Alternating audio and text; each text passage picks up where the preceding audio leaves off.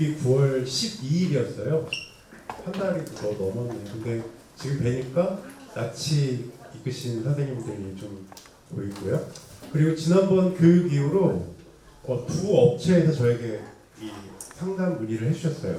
소개를 드리면 첫 번째 사는 한 업체에서는 근로계약서 검토를 저한테 부탁을 주셨어요. 그래가지고 제가 보내주신 근로계약서를 좀 검토했는데 거기서 한 가지 쟁점이 있었습니다. 뭐냐면 그 업체는 제조업체였어요. 제조업체였는데 근로계약서에 포괄임금제, 아마 포괄임금제를 근로계약서에 담고 있는 업체들이 많을 텐데요. 포괄임금제가 되어 있었습니다. 근데 실제로는 그 업체에서는 근로시간을 산정을 해서 만약에 연장 근로가 발생하면 그 연장 근로에 대한 가산상, 휴일 근로가 발생하면 휴일 근로에 대한 가산상을 지급하고 있었어요.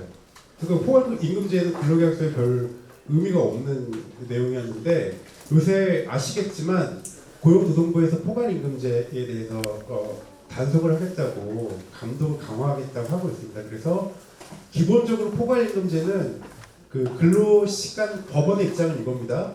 근로시간의 산정이 어려운 경우가 아니라면 무효라고 봐요. 근로시간 산정이 진짜 어려운 업종에서는 어쨌든 근로시간에 따라 임금을 지급하는 게 어렵기 때문에 포괄임금제라는 게 허용될 수 있으나 근로시간 산정이 불가능한 경우가 아니라고 하면 포괄임금제 약정 자체는 무효라고 봐요. 그리고 기본적인 원칙, 지난번에 근로시간에서 말씀을 드렸는데 오늘 이제 임금도 다룰 텐데요. 근로시간에 따른 산정된 임금을 지급하는 것이 원칙이고 근로기준법에 따라 지급해야 한다. 그리고 만약 포괄임금제를 지급하는 임금이 실제 근로시간보다 더 많이 주고 있어요. 그러면 그거는 그대로 지급을 해야 돼요. 근데 만약에 포괄임금제로 이를테면 월 300을 지급하고 있는데 실제 근로시간 따져보니까 그거에 미달해요. 그 실제 지급해야 될 돈보다 미달한 경우에는 그 임금 지급해야 된다라고 고용노동부나 법원은 판단하고 있기 때문에 여기 이 지금 경기도 상공회의소에 소속되어 있는 업체분들의 선생님들의 사업주분들의 업종이 어떤 건지 모르겠지만 대체로는 근로시간 산정이 가능하거든요. 그렇기 때문에 포괄임금제는 웬만하면 괜히 문제될 여지가 있기 때문에 피하는 게 좋겠다라고 의견 드렸고요. 그렇게 하시겠다고 그냥 아예 왜 의미가 없어요. 의미가 없는데 그냥 예전부터 가지고 있던 그 근로계약서 항목을 가지고 계셨던 거예요. 그걸 삭제해버리시겠다고 얘기하시더라고요. 그리고 다른 업체에서 이제 2번이나 상담을 했던 사안이었는데요. 제가 오늘하고 지난번 주제에서는 다루지 않았어요. 뭐냐면 근로관계 종료에 관한 거예요. 아마 이제 사업주분들 고민이 많으실 거예요. 뭐 이를테면 이 직원은 너무 지금 직원들 사이에 불화도 많고 그래서 어떻게 좀 정리를 하고 싶은데 어떻게 해야 될지 이런 거에 대한 고민들이 많으실 텐데 그분도 약간 그런 한 직원분에 대해서 어떻게 해야 할지에 대해서 저한테 이제 상담을 해주셨어요. 그분 구체적 사례는 정년을 지나고 촉탁직으로 계속 연장을 해왔던 거예요. 그래서 5년째로 그 해당 직원이 5년째 연장을 해오셨던 상황이었는데요. 이걸 말씀드리려면 근로관계 종료에 대해서 크게 두 가지로 일단 구분해서 말씀드릴 수가 있을 텐데 첫 번째는 의사 표시에 의한 근로관계 종료가 있습니다. 그 두 번째는 자동 종료가 있어요. 자동 종료. 자동 종료에는 계약 기간이 만료되거나 아니면 정년, 도달 혹은 근로자의 사망. 자동 종료 사유는 대체로 세 가지가 있고요. 의사 표시에 의한 그 근로관계 종료에는 두 가지부터 나올 수 있습니다. 하나는 일방적 의사표시, 두 번째는 의사합치. 일방적 의사표시에 의한 근로관계 종료에는 사용자가 일방적으로 근로관계 종료를 시키는 해고가 있죠. 그리고 근로자가 나 그만두겠어 하는 사직이 있어요. 이제 의사합치의 경우에는 권고사직이라고 하죠. 뭐 의사사직이라고도 하고 하는데 사용자가 그만둘래? 근로자가 오케이 해가지고 서로 의견이 합치해가지고 그만두게 되는 상황이 있는데 여기서 이제 고려해야 될 건 해고죠. 해고. 많이 들어보셨을 겁니다. 근로기준법 23조에서는 정당한 이유 없는 해고를 금지하고 있어요. 그리고 만약에 해고가 벌어지면 그거에 대한 다툼이 되게 노동위원회까지 가게 돼서 시간과 비용의 그런 손실이 발생하게 됩니다. 그분 사례는 그거였어요. 그분이 60세 지나고 5년 동안 계속 이렇게 연장을 해왔는데 올해 말이 12월 31일이 계약기간 만료예요. 근데 약간 근로자들 사이에 너무 불화도 많고 근로자들도 불만이 많아가지고 이분을 해고하고 싶은데 어떻게 했으면 좋겠냐 그랬더니 그분은 일단 그 사업장 5인 이상이에요. 이 말씀드렸던 해고의 제한은 5인 이상 사업장에 적용되거든요. 말씀드렸던 해고하시면 리스크가 크실 수 있다. 그 해당 근로자가 부당해고 구제 신청을 한다거나 여러 가지 문제들 해고 예고 수당도 지급해야 되고 뭐 등등등의 문제가 있기 때문에 클 수가 있다고 얘기를 드렸고 그랬더니 이제 어쨌든 그분은 해고보다는 지금 12월 31일까지 계약 기간이 남아 있기 때문에 그냥 계약 기간 끝나면 계약 기간 만료로 그냥 자동 종료되는 방식으로 선택하시겠다고 말씀하셨어요. 제가 여기서 하나 더 여쭤봤던 거는 계약 기간이 만료된다고 해도 재계약하지 않겠다는 게 어떤 경우에 해고가 될 수도 있어요. 여러분 들어보셨어요? 갱신기대권이라는 거 들어보셨을 거예요. 그 회사의 규칙이 있어요. 어느 정도 일정한 조건을 충족하면 계약을 연장한다, 갱신한다 규칙이 있고 두 번째는 계약 체결 당시에 사용자나 근로자나 계속적으로 계약이 갱신될 것을 기대하는 속에서 의사나 동기가 그런 속에서 계약이 체결되고 세 번째는 이걸 되게 중요하게 보는데 실예예요. 그 회사에서 실제로 웬만하면 다 갱신이 돼요. 그럼 거기서 갱신 기대권이 인정되고 정당한 이유 없이 당신과 재계약하지 않겠소라고 하면 그 해고로 판단하거든요. 근데 이분은 상당히 보니까 그런 사례가 없어요. 규칙도 없고 계약서에도 그런 내용 없고 그 다음에 이분이 처음이에요. 정년 끝나고 이제 해오셨다. 그래서 제가 봤을 때는 갱신 기대권이 인정되지 않는 상황일 것 같으니 계약기간 종료로 그냥 재계약하지 않겠다고 하셔도 해고로 규정되지 않을 수 있다라는 그 말씀을 드렸습니다. 이렇게 한 그 쟁점들이 있었고요. 오늘 교육 끝나고도 저희가 나눠드린 거에 아마 명함이 있을 텐데 그 명함 전화 주시고 하시면 제가 저는 근로계약서까지 보내주실 거라고 생각 못했거든요. 근로계약서 검토까지 저한테 요청을 하셔가지고 제가 검토해드렸고 했으니까 여러분들에게 좀 도움이 됐으면 합니다. 오늘은 지난 9월 12일 날 저희가 노동법, 근로기준법 취지, 그 다음에 적용 범위, 근로계약서 근로계약서와 취업규칙, 그 다음에 근로시간, 휴일 휴가를 했고요. 오늘은 이제 요 네 가지 주제, 임금이랑 직장 내 성희롱 및 괴롭힘. 직장 내 성희롱이란 직장 내 괴롭힘은 저도 굉장히 많이 의뢰를 받는 쟁점입니다. 그리고 직장 내 괴롭힘 아마 직장 내에서 신고 들어가면 굉장히 골치 아프실 거예요. 그 해결을 어떻게 처리를 어떻게 될지.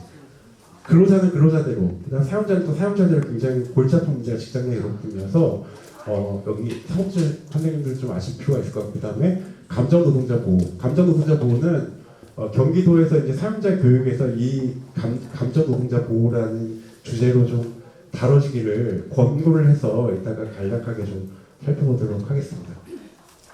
임금부터 보도록 하겠습니다. 임금은 이 근로기준법 정의부터 제가 출발을 할게요. 제가 잠시만 약간 더워서요. 열기가 너무 뜨겁네요. 그래서 상의 좀 벗고 하겠습니다. 촬영하시는 선생님, 요 마이크를 어떻게 해야 될까요?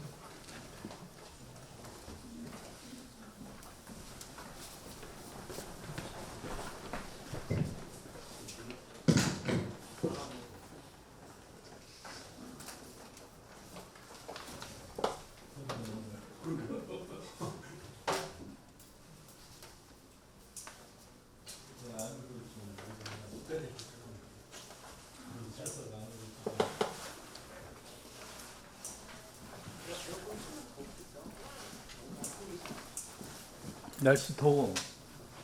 에어컨 틀어야 돼 이거.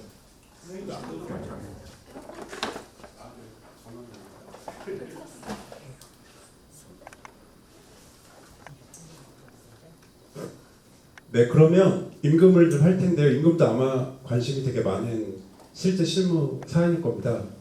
이것도 그러니까 제가 상담하면 제일 많이 이 사례를 분류해 보면 제일 많은 퍼센트를 차지하는 게 임금이에요. 임금에서도 뭐 이제 임금 퇴직금, 그 다음에 임금의 범주에 들어가는 뭐 연차 수당이나 등등등 그런 여러 사례들이 임금의 범주로 넣을 수 있는데 굉장히 많은 상담 의뢰를 받는 쟁점이고요.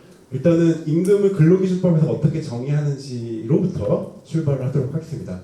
근로기준법에서는 사용자가 근로의 대가로 근로자에게 임금, 봉급, 그 밖에 어떠한 명칭으로든 지급하는 모든 금품을 근로기준법에서는 임금으로 정의를 하고 있습니다. 그러니까 뭐 명칭이 별로 중요하진 않아요. 실질을 보는데 이 정의로부터 두 가지의 임금의 요소를 추출해낼 수가 있습니다. 첫 번째는 사용자가 근로자에게 지급을 해야 돼요. 두 번째는 이 근로의 대가를 지급을 해야 된다는 게 있습니다. 그래서 보면 임금을 주고받는 사람이 근로기준법상 사용자는 근로자야 돼요. 이게 뭐 당연한 거 아니야라고 하실 수 있는데 아마 여기 이 경기도부 상공회의소 소속 사업장에 그런 일이 없을 수 있겠지만 이를테면 뭐 제가 상담 많이 하는 게 헬스 트레이너나 학원 강사나 아니면 네일 아트 하시는 분들이나 이런 분들은 3.3 계약을 맺고 이 근로를 제공하거든요. 그랬을 때 이 부분 대부분들이 헤어 디자이너도 있고요. 거기서 그만두시고 나서 퇴직금을 청구하세요.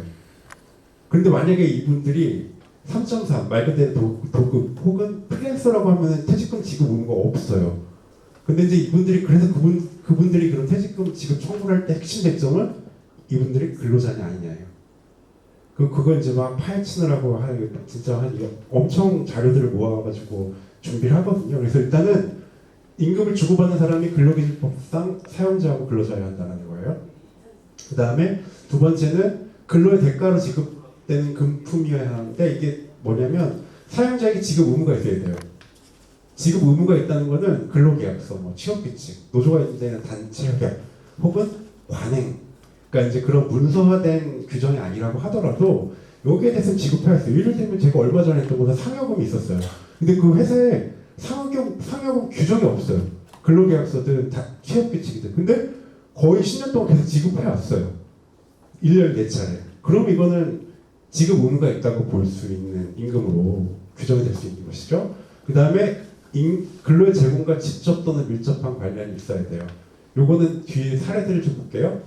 요런 그러니까 사용자 근로자에게 지급해야 되고 근로의 대가로 지급해야 하는 그 임금의 그 요소 판단 요소로 봤을 때 임금을 보기 어려운 부분들 사용자가 지급하지 않은 부분이 있어요. 예를 들면 고객들이 지급하는 봉사료 같은 거지 팁. 이거는 근로 대가예요. 당연히 그 근로자가 막 뭐 서빙하고 서비스 했으니까 이제 고객에게 고맙다고 지급하는 거잖아요. 근데 문제는 사용자가 근로자한테 지급하는 게 아니니까 이건 임금으로 안 봐요. 근데 이제 문제는 그런 봉사료 중에도 사용자가 모아가지고 근로자한테 나눠주는 경우들이 있어요. 이걸 임금으로 봐요. 그러니까 이런 요소들, 사용자 근로자에게 지급하는 부분, 그 다음에 허위적 은혜적 부품. 아마 이제 그 사업장에서 그런 게 있을 겁니다. 뭐 취업규칙에든 아니면 경조사비 같은 거 있잖아요. 사용자 근로자한테 지급하죠 당연히. 근데 근로의 대가를 보기는 어렵잖아요. 뭐 호의적 은혜적으로 주는 금품이라서 이 임금을 안 보고요. 실비 변상, 뭐 근로자가 출장 가가지고 뭐 숙박비라든지 뭐 무슨 뭐 조리비라든지 그런 걸 비용을 지불하고 나중에 사용자한테 청구하는데 사용자가 당연히 근로자한테 지급하지만 이건 근로 대가를 볼 수 없기 때문에 이걸 보지 않는다는 거죠. 그다음 개별 근로자의 특수하고 의원적인 사정에 의하여 좌우되는 금품 이런 거는 뭐 예를 들면 뭐 회사에서 이제 무슨 뭐 경연대회를 해가지고 누가 1등을 해서 뭐 상금을 주는데 그거 사용자 근로자에게 주지만 그 사용자 근로자에게 주지만 이거 근로 대가를 보기도 어렵고 개별 근로자의 뭐 특수하고 우연한 사정에 의해서 지급되는 금품이라고 볼 수 있습니다. 요거가 지금 제가 말씀드린 거는 지금 범주는 그거예요. 어떤 게 임금이고 어떤 게 임금이 아니냐라는 거죠. 이게 문제가 되는 경우는 퇴직금 정산할 때 항상 문제가 돼요. 또 평균임금 산정에 이게 임금인지 아닌지 들어보셨을 겁니다. 경영성과금이 임금인지 아닌지에 대해서 대법까지 다 가요. 대법은 어떤 공공기관의 경영성과금이 임금이라고 보고 또 어떤 공공기관의 경영성과금이 임금이라고 안 보고 그 일반적으로 사기업의 경영성과금은 또 임금으로 안 봐요. 왜냐면 이제 그런 기업들 같은 경우는 퇴직금 정산할 때 그 비용이 어마어마해지잖아요. 그 임금 넣느냐 안 넣느냐에 따라서. 그래서 요 개념은 임금이 어떤 범위까지 임금을 볼 거냐에 관한 문제입니다. 근데 대체로는 중소기업 같은 경우는 되게 다 제한적이에요. 그리고 거의 사용자가 근로자에게 지급하는 그 부분 거의 다 임금으로 보게 된다라는 점을 말씀드릴 수 있습니다. 두 번째, 임금 지급의 원칙. 이거 되게 중요합니다. 임금 지급의 원칙은 근로기준법 43조에서 정하고 있어요. 이걸 네 가지인데요. 네 가지인데 통화, 그러니까 현금으로 근로자 본인에게 전액을 정기적으로 지급해야 하는 네 가지 이 원칙이 있거든요. 요거에서 하나라도 어긋나게 되면 거기 이제 바로 임금 체불이 발생하는 거예요. 임금 체불이.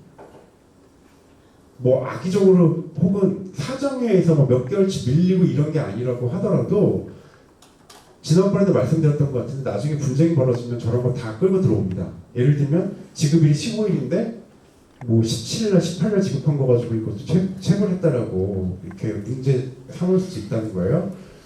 그리고 요거는 근로기준법의 이 처벌 조항에 이 벌칙이 두 가지가 있어요. 지난번에 말씀드렸던 것 같아요. 하나는 형사처벌이 있고 하나는 과태료가 있어요. 근데 형사처벌은 그 말하자면 빨간 줄 가는 거거든요. 형사처벌인데 요 이제 벌금, 징역 또는 벌금이니까 이건 형사처벌이에요.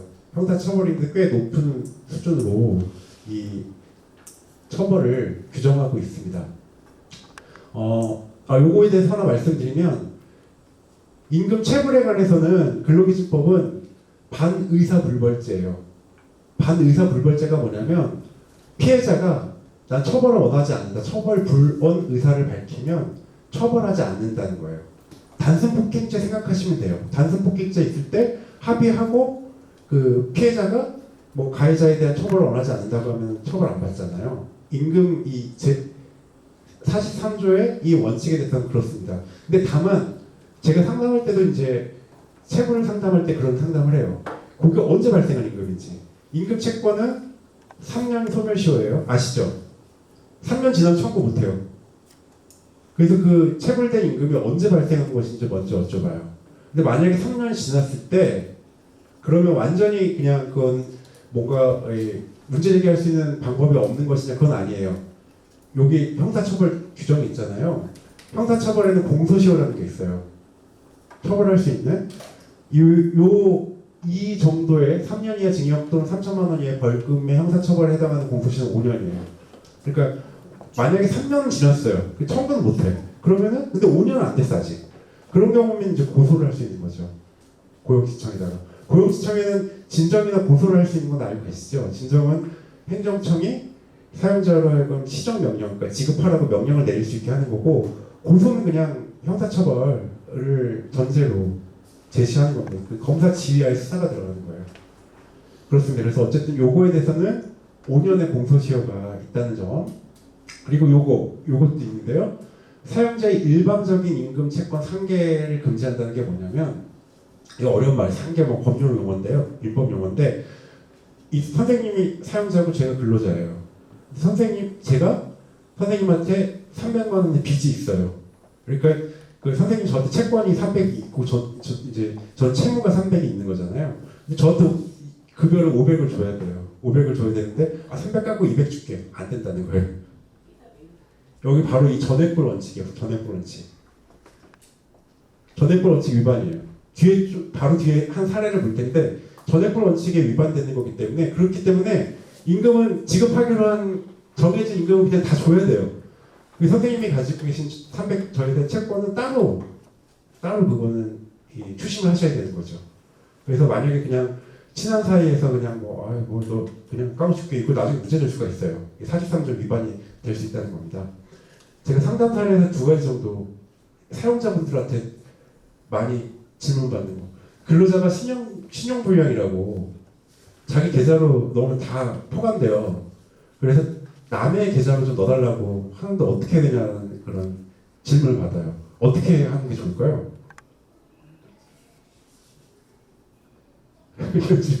이런 상황은 직면해보지 않으셨군요. 어떻게 하는 게 좋을까요? 근데 되게 필요한 사람이에요. 보니까 되게 유능해 보여. 신용불량이라는 건 빼면 이런 경우에 현금을 지급하세요. 그냥 현금을 지급하되 지급 확인서를 받으셔야 돼요. 그러니까 그것도 너무 이렇게 너무 약간 좀 실무적으로 좀 너무 손이 많이 가면 확인서를 받아가지고 이런 사유 때문에 이 누구의 급여를 누구의 계좌로 입금한다라는 확인서를 받아두는 게 좋은데, 제일 속 편한 거는 그냥 본인에게 현금으로 지급하고 확인서 받는 게 제일 편해요.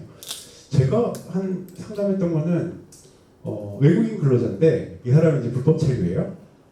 그 5년치를 그냥 계속 매달 현금으로 지급하고 지급 확인서를 받았더라고요. 작은 기업도 아니었어요. 저쪽에 그 경기 북부의 이 제조업체였는데요. 하여튼 제일 편한 건 현금 지급하고 그 확인서 받는 게 좋다. 자, 두 번째, 근로자가 업무 중에 센터 차량을 이제 회사 차라고 보시면 돼요. 하다가 과태료가 부과됐어요. 근데 이제 해당 과태료를 급여에서 공제했는데 문제가 없는지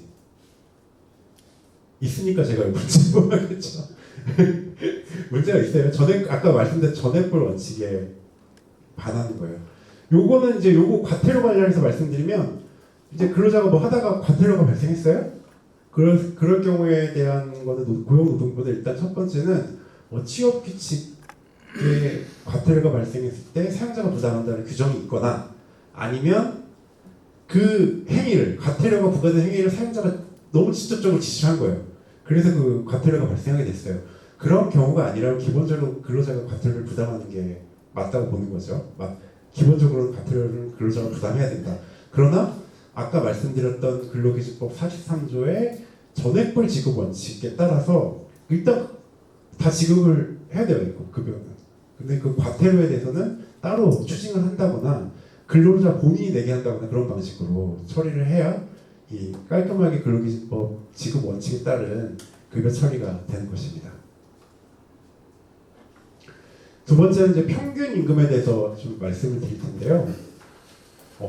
평균 임금은 보시면 아시겠지만 퇴직금, 휴업수당, 재해보상금, 뭐 감금액은 이제 감봉이야 감봉. 그다음에 실업급여 등이 기준이 돼요. 이게 되게 중요한 건데 뒤에 이제 통상임금을 볼 거예요. 통상임금. 근데 이거 어려워요. 평균임금과 통상임금 볼 건데 평균임금과 통상임금은 딱 그렇게 생각하시면 돼요. 평균임금은 근로자가 정말 돈을 실제로 받는 그 돈, 실제로 생활하는데 들어가도록 받는 돈을 평균임금이라고 생각하시면 되고 통상임금은 시급이라고 생각하시면 돼요. 1시간 일하면 얼마를 주기로 정한 임금이에요. 정한 임금. 통상임금은 그냥 정한 거예요. 자라고 생각하시면 돼요. 통상임금은 자고 평균임금은 실제로 재가지고 나온 사이즈라고 생각하시면 돼요. 이거는 그 노동부 공부하는 사람 되게 어려워하거든요. 처음 평균임금, 통상임금 보면 평균임금은 산정사유 발생일 이전 3개월 동안 그 근로자에게 지급된 임금 총액을 그 기간의 총일수로 나눈 금액. 만약 취업 후 3개월이 안 됐으면 그냥 그 2개월로 그냥 다 나누는 거예요. 2개월 동안 받은 돈으로 2개월이 날일수로 나눈 거고 취지가 중요해요. 취지. 왜 아까 제가 평균임금 실제로 받는 돈, 통상임금 주기로 정한 금액이라고 말씀드렸냐면 평균임금은 이 법원의 취지 설명입니다. 근로자의 통상적인 생활임금을 사실대로 산정하는 게 그 기본 원리가 있기 때문에 그런 거예요. 실제로 받는 돈이라고 말씀드렸던 게 그래서 근로자의 통상적인 생활을 동전과 같이 보장하려고 하는데 그 취지가 있어요. 여기도 보면 퇴직금, 뭐 휴업수당, 그다음에 뭐 재해보상금, 뭐 감봉 이런 것도 실제로 근로자가 생활하는데 필요한 것으로 기준이 되는 금액들인 거잖아요. 그런 개념으로 그런 느낌으로 접근하시면 될 것 같습니다. 휴업수당은 제가 이제 설명에 안 넣었는데 휴업수당은 간단하게 좀 말씀드리고 넘어가야 돼요. 이것도 쟁점이 되기도 하거든요. 종종 쟁점이 돼요. 휴업수당은 근로기준법에서 이제 휴업이라고 정한 건 그거예요. 사용자의 귀책 사유에 의해서 근로자가 근로를 제공할 태세가 되어 있으나 근로 제공이 불가능한 상황을 휴업이라고 얘기해요. 여기서 귀책이라고 하니까 무슨 우리가 죄를 짓고 무슨 위법을 그거 아니에요. 심지어는 업황이 안 좋아가지고 지금 가동을 줄인다거나 혹은 부품이 도달이 안 돼가지고 가동을 못한다거나 그리고 건설 현장에서는 비가 와가지고 그 일 못하는 것도 이 휴업으로 봐요. 그러니까 비 와가지고 일을 못하는데 다른 일을 할 수 있는데 다른 일을 시키지 않는 경우는 휴업이라고 봐요. 그러니까 불가항력적이지 않은 법원에서 판단하는 불가항력이라는 건 천재지변이에요. 전쟁 나고 무슨 지진 나고 그런 게 아닌 상황에서 근로자는 일을 할 수 있는데 못하는 상황을 휴업이라고 얘기하고요. 그 휴업에 대해서는 평균임금의 70%를 지급을 해야 돼요. 이거는 근로자가 자기가 일을 하고 싶은데도 못하는 상황이기 때문에 물론 이제 이거 상담하다 보면 되게 사용자분들 되게 억울해서 아니 나도 지금 이 업황이 안 좋아가지고 가동도 못하고 있는데 그러자는데 70% 주는 게 너무 나도 억울하다고 얘기하시는데 이 근로기준법이 그렇게 정하고 있어요. 그래서 그걸 위해서 협상을 그었습니다. 어쨌든 평균 임금의 개념이 이렇고요. 산정은 산정 사유가 발생한 날로부터 이제 역산해가지고 3개월인데요. 초일을 빼고 산정을 하면 예를 들면 근로자 퇴직일이 12월 12일이라면 12월 11일부터 이제 3개월을 역산하는 거고요. 총 일수예요. 3개월간의 총 일수여서 월이 다 다르잖아요. 일수가 2월 다르고 3월 다르고 4월 다르고 그래서 보통 89일에서 91일이 총 일수, 92일이 총 일수가 됩니다. 그리고 그 지급된 임금 총액을 그 일수로 나누는데 여기서 이제 고려해야 될 거는 이게 있어요. 그러니까 1개월을 넘는 단위로 지급되는 게 있어요. 돈들이. 그런 돈들에 관해서는 만약에 근로기간이 1년이 넘은 경우라고 하면 12분의 3을 집어넣고요. 만약에 1년 미만인 경우에는 그 기간 동안 7개월이다 8개월이다 그러면 그 기간 동안 지급된 전액을 그 7개월 8개월 그걸 나눠가지고 평균임금 산정할 때 집어넣는다는 거고요. 그렇습니다. 네, 통상임금은 이게 좀 약간 어렵긴 한데 그래도 여기 사업자분들이나 그 인사노무 담당하시는 분들이기 때문에 약간 개념 느낌만 그냥 가져간다 생각하시고 하시면 되고요. 이 정기적 일률적으로 소정 근로시간 또는 총 근로시간에 대해서 지급하기로 정하여진 시간 금액, 1급 금액, 중급 금액, 월급 금액을 얘기를 하는 겁니다. 통상임금은. 그리고 보통 시급을 해요. 보통은 통상 시급으로 계산하고요. 그리고 여기도 제가 아까 말씀드렸던 것지만 이 수당들을 계산하기 위한 산정 단위예요. 자라고 보시면 돼요. 이게 자고 그래서 통상임금은 도구적 사전적 개념이라고 얘기를 하고요. 평균임금은 사후적 개념이라고 이야기를 합니다. 적용 대상은 해고 수당, 해고를 30일 전에 예고하지 않으면 30일분의 통상임금을 지급을 해야 되는 것이죠. 그럴 때도 이제 이 통상임금 계산하셔야 되고 연장 야간 휴일 근로, 연차 유급 휴가 수당 등 산정 사유의 그런 지급 기준이 됩니다. 근로기준법에서는 연차 휴가에 대해서는 연차 수당에 대해서는 평균임금 또는 통상임금으로 지급하도록 되어 있는데 보통은 평균임금이 높기 때문에 통상임금으로 이제 지급을 하게 됩니다. 그리고 이런 게 중요하죠. 연장 야간 휴일 근로의 수당의 기준이 되니까. 그래서 아시겠지만 기아자동차나 현대자동차 그런 데 통상임금 소송 노조가 엄청 벌이잖아요. 기아자동차가 통상임금 소송 청구액이 10조 원인가 그랬어요. 거기는 왜냐하면 다 이교대로 돌아가니까 연장도 많고 주말 휴일 근로도 되게 많거든요. 근데 통상임금이 너무 확 올라가 버리면은 그 금액이 엄청나기 때문에 그래서 여튼 지금 여기 계신 분들 같은 경우 보면 이런 가산수당의 기준이 된다. 통상임금이. 그런 점에서 좀 고려하실 필요가 있을 겁니다. 그 임금은 이제 개념에서는 평균 통상 최저임금 볼 텐데요. 최저임금은 대부분 제가 상담했을 때는 요새는 예전에 되게 문제가 많이 됐던 데가 프랜차이즈 편의점 같은 데서 이제 그런 게 많이 문제가 됐는데 최저임금은 거의 다 준수를 하시는데 그래서 제가 살펴보려고 하는 이유는 이게 최저임금을 어디까지 넣고 판단할지에 따라서 약간 달라질 수 있는 사안들이 있기 때문에 그 점을 좀 알고 계셨으면 해서 이 최저임금을 좀 넣습니다. 최저임금법에서는 취지에 대해서 근로자의 생활 안정, 노동력의 질적 향상, 꾀하고 어쩌고저쩌고 이렇게 취지를 정하고 있고요. 최저임금은 적용 범위가 그냥 모든 사업장, 모든 근로자에게 다 적용이 돼요. 이거는 무슨 5인 미만, 무슨 초단 시간 주 15시간 미만이고 구분 그런 거 없어요. 그냥 무조건 다 적용이 되고 외국인 근로자들한테도 적용이 되고요. 다만 동거하는 친족만을 사용하는 사업장에는 적용이 안 되는데 이런 경우가 많지는 않아요. 그러니까 동거하는 친족만을 사용해야 돼요. 동거하는 친족 플러스 다른 사람이 있으면 이거는 지금 의미가 없어져요. 이거는 이제 적용 제외고요. 감액이 될 수 있도록 정하고 있는 게 있어요. 최저임금법에서. 두 가지 요건이 필요해요. 첫 번째는 1년 이상의 근로계약이 필요해요. 두 번째는 고용노동부 장관이 정한 단순 노무 업무가 아니어야 돼요. 그 두 가지 조건을 충족하는 경우에는 3개월 동안 최저임금의 90%를 지급할 수 있도록 감액을 허용하고 있어요. 1년 이상 이거 왜 그런지 이해를 제가 설명드리면 이해가 될 거예요. 왜 1년 이상으로 정하거든요. 이렇게 정하지 않으면 악용 여지가 많잖아요. 3개월 하고 90% 주고 또 3개월 하고 90% 그럴 수 있기 때문에 1년 이상. 두 번째는 단순 노무 업무가 아니어야 한다는 이유는 수습이라는 게 의미가 없잖아요. 단순 노무 업무는. 그냥 가면 바로 일할 수 있는 그런 업종들에서는 이 수습이라는 게 의미가 없기 때문에 해당 사항이 없다. 그래서 이런 두 가지 요건을 충족하는 경우에는 최저임금액의 90%를 3개월 수습 기간 동안 지급할 수 있다라는 게 감액에 관한 최저임금법의 규정입니다.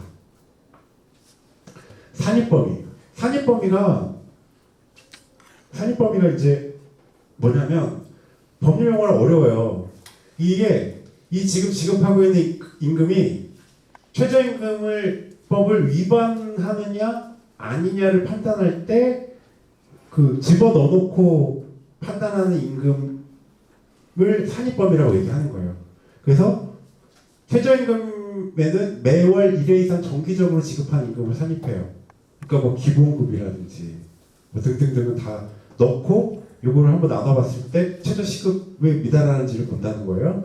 근데 다만 다음에 해당하는 임금은 제외하는데요. 1번은 보세요. 연장 휴일, 그 다음에 뭐 연장 야간 휴일 가산수당, 연차 미사용수당, 주휴수당을 제외한 유급 휴일에 대한 임금 등은 최저임금 위반 여부를 볼 때 넣지 않고 본다는 거예요. 이런 걸 되게 알고 계셔야 돼요. 안 넣고 본다는 거예요. 그 다음에 요거는 2번이랑 3번은 뒤에서 볼게요. 올해는 다 아시겠지만 9,620원이에요. 그리고 요거를 209시간은 왜 209시간인지 혹시 아실까요? 간단히 설명을 드리고 209시간 많이 들어보셨죠? 왜 209시간이냐면 요거는 그러니까 실제로 다 209시간 써요. 매월 그 일수가 다르기 때문에 그렇게 계산하는 데는 거의 못 봤어요. 지금 너무 매월 다른데 오늘 매일 계산하고 있는데 다 209시간을 하잖아요. 왜 209시간이냐면 1년이 그죠? 365일이에요. 그러면 이 주로 보면 평균 주 1년의 평균 주는 365를 7로 나누면 되겠죠. 15일을 7로 나누면 42. 얼마 나올 거예요. 계산기 한번 돌려봐 주실래요? 42. 얼마 나올 거거든요.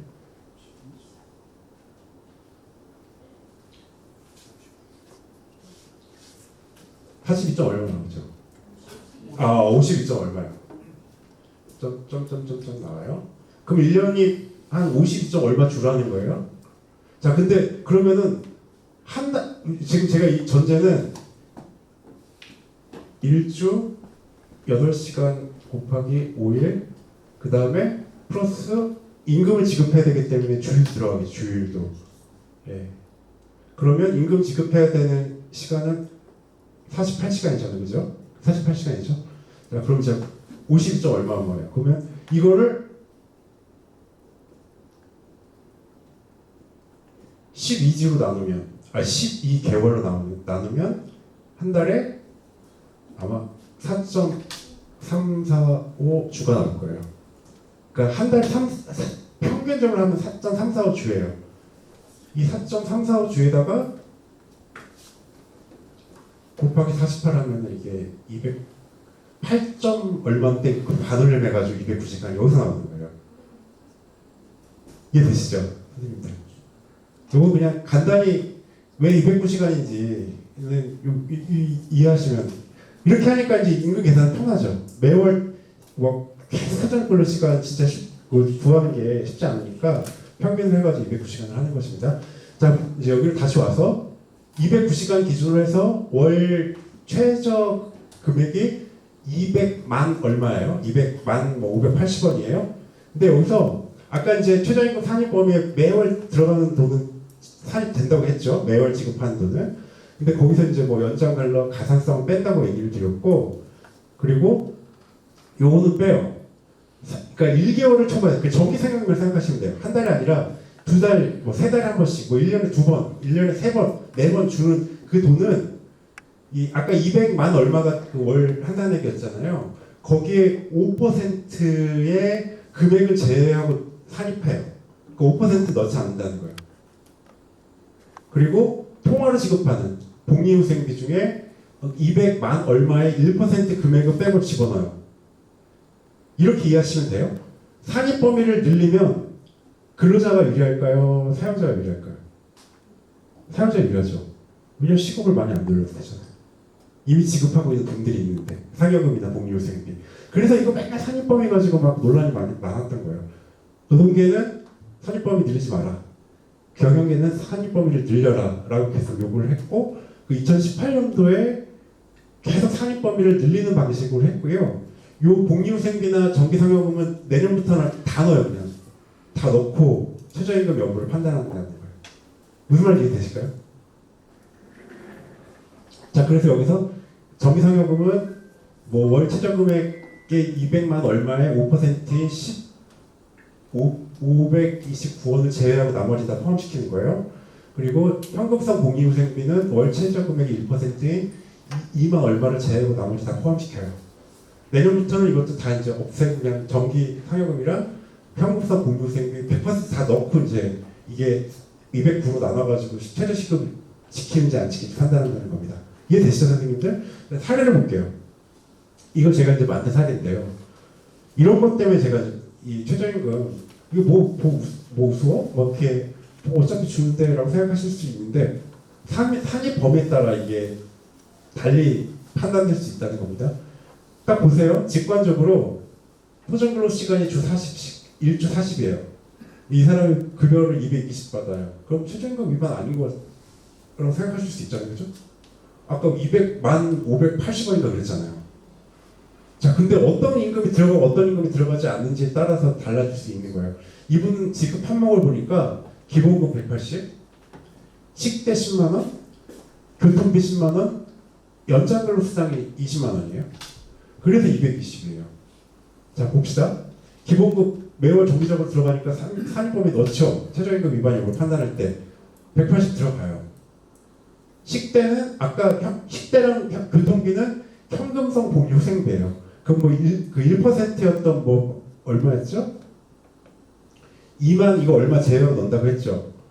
그럼 여기서 2만 얼마 제외하니까 이 7만 9천 원만 들어가는 게 10만 원이 들어가는 게 아니라 7만 9천 원이 들어가는 거예요. 교통비도 그거 빼고 들어가는 거예요. 그리고 이거는 거듭 말씀드리지만 내년부터는 다 들어가요. 그냥 10만 원 그대로 다 들어가요. 자, 근데 시간의 수상이 문제예요. 이건 산입 안 돼요. 산입범위 포함이 안 돼. 이건 한 푼도 안 들어가요. 그거 따져보니까 195만 얼마예요. 시간당 임금을 항상 해볼까? 209시간 9,377원이에요. 최저임금 올해 최저시급 미달이에요. 이렇게 보셔야 한다는 거예요. 그러니까 통계고 그냥 250, 230, 심지어는 250이라고 해도 만약에 연장이 많고 휴일이 많아가지고 뭐 60, 50이 그 금액이라고 하면 그게 최저임금 위반일 수 있는 거예요. 저는 이제 사용자든 근로자든 최저임금 위반에 대해서 물어보면 저 위반인 것 같아요. 막 근로자분들 그렇게 많이 얘기하시거든요. 일단 첫 번째는 근로 시간을 물어봐요. 왜냐면 월 급여 가지고는 판단이 안 돼요. 이거는 월 시간급으로 환산을 해서 판단해야 되잖아요. 저 150밖에 못 받아요. 월 몇 시간 근무하십니까? 이렇게 일단 물어보시고 두 번째는 지급 항목 혹시 임금명세서 받으셨나요? 지급 항목이 어떻게 됐나요? 이거 물어보거든요. 산입범위에 따라 달라질 수가 있는 것이기 때문에 그렇습니다. 최저임금의 효력은요. 일단 최저임금에 미치지 못하는 금액을 임금으로 정한 부분은 그냥 무효로 해요. 무효로 하고 그 무효로 된 부분은 최저임금액과 동일한 임금을 지급하기로 한 것으로 봐요. 당연히 최저임금 수준으로 지급해야 한다는 얘기인 거죠. 그 다음에 근데 이제 이걸 보세요. 최저임금액에 포함되지 않는 임금을 더 지급해서 최저임금에 미달하는 부분을 보전하기로 한 약정이 있다라고 하더라도 그런 같은 임금 약정 구별하는 거예요. 뭐 아까 산입되지 않은 임금을 막 늘리는 방식으로 해도 최저임금 위반은 최저임금 위반이라는 거예요. 그리고 그만큼 더 줘야 돼요. 뭐 처벌이 있고 그 다음에 그 미달하는 부분은 또 지급을 해야 돼요. 그리고 아까 제가 말씀드렸죠. 그 43조 전에 본인 정기 통화 그걸 위반하는 경우에는 반이사 불벌자라고 말씀드렸죠.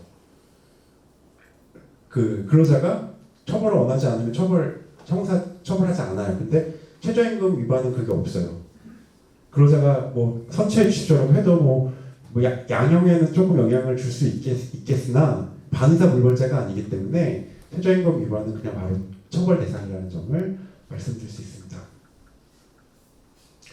임금 명세서 다 지금 교부하고 계시죠? 네. 대부분 다 하시더라고요. 그리고 이게 큰 품이 들어가는 게 아니어서 임금 명세서는 뭐 이게 근로기준법 21년도 하반기에 11월인가에 개정됐을 때 이제 들어왔거든요. 들어와서 그 서면으로 교부를 해야 되고 기재사항은 다들 알고 계실 겁니다. 교부 방법은 근로기준법에 정하고 있지는 않은데요. 서면으로 교부해야 한다는 것만 정하고 있어요. 근데 뭐 고용노동부는 사내 전산망에 올리거나 아니면 이메일, 문자메시지, SNS를 통해 전송하는 것도 가능하다는 입장인데 그게 그냥 뭐 텍스트로 그냥 뭐 얼마 입금했어요 그렇게 한 게 아니라는 거예요. 여기 나와 있는 기재 사항들 그래서 뭐 PDF라든지 그런 식으로 보내는 거는 가능하다는 겁니다. 요거는 그 임금 명세서 고용노동부에 올라 있는 표준 양식입니다. 다들 활용하고 계실 거고 뭐 사업장에 근로자가 되게 적은 경우에는 고용노동부 홈페이지 가면 그 입력사항 넣으라고 하면 넣으면 바로 출력돼서 나오는 게 있거든요. 그래서 만약에 그 적은 경우에는 그거 그냥 그대로 쓰셔도 되고요. 그리고 이거는 형사처벌 대상은 아니에요. 벌칙에서 임금명세서는 형사처벌 대상은 아닌데 영세한 사업장 같은 경우는 이런 걸 되게 누락하는 경우들이 많고 근데 말씀드렸죠. 이제 거듭거듭 만약에 불이행 생기면 다 갖고 들어갑니다. 근로계약서 미작성, 임금명세서 미교로 다 갖고 들어가기 때문에 이런 불필요한 문제 가지고 그렇게 뭐 분쟁의 씨앗을 만든다거나 혹은 분쟁이 벌어졌을 때 불리한 그런 조건을 만드는 거는 별로 이렇게 효과적이지는 않다라는 점을 좀 말씀드릴 수 있을 것 같습니다.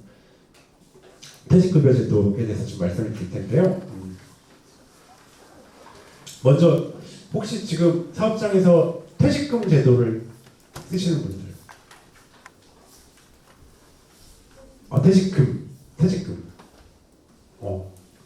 퇴직연금 대부분 다 요새 이제 퇴직연금 쓰고 계시죠? 어쨌든 퇴직급여보장법에서는 사업장의 퇴직금 제도든 아니면 퇴직연금은 대부분 또 DC 쓰고 계시죠? DC든 DB든 퇴직연금 그 중에 하나라도 설치하고 시행하고 있으면 퇴직급여보장법에 따른 그런 퇴직급여 제도를 수행하는 것으로 인정이 됩니다. 그래서 제가 지난번에 어디 지원아동센터에 교육 갔었는데 그 선생님 한 분이 그 센터에서는 이미 퇴직연금 제도를 DC하고 도입해서 쓰고 계신데 그럼 퇴직금을 따로 줘야 되냐라고 저한테 물어보시더라고요. 그래서 그렇게 돈이 많으시면 좀 그러자 좋겠지만 근데 어쨌든 하나만 다 설치하시면 되는 겁니다. 아시겠지만 퇴직금 제도는 사용자가 회사에서 적립하는 거예요. 그래가지고 나중에 퇴직하면 지급을 하는 거고 퇴직연금 제도는 지금 다 금융기관에 이제 위탁해서 이 DC든 DB든 그렇게 해서 다른 이제 관리를 통해 가지고 이제 지급을 하게 되는 것이죠. 요것도 아까 비슷해요. 이 근로자의 채무에 근로자가 이제 퇴직할 때가 됐어요.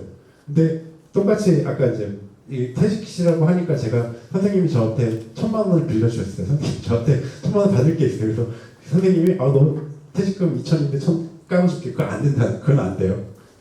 무조건 법에서 정해서 주라면 다 주고 그건 나머지 다른 방식으로 정 안 주면은 뭐 어떻게 하실 거예요?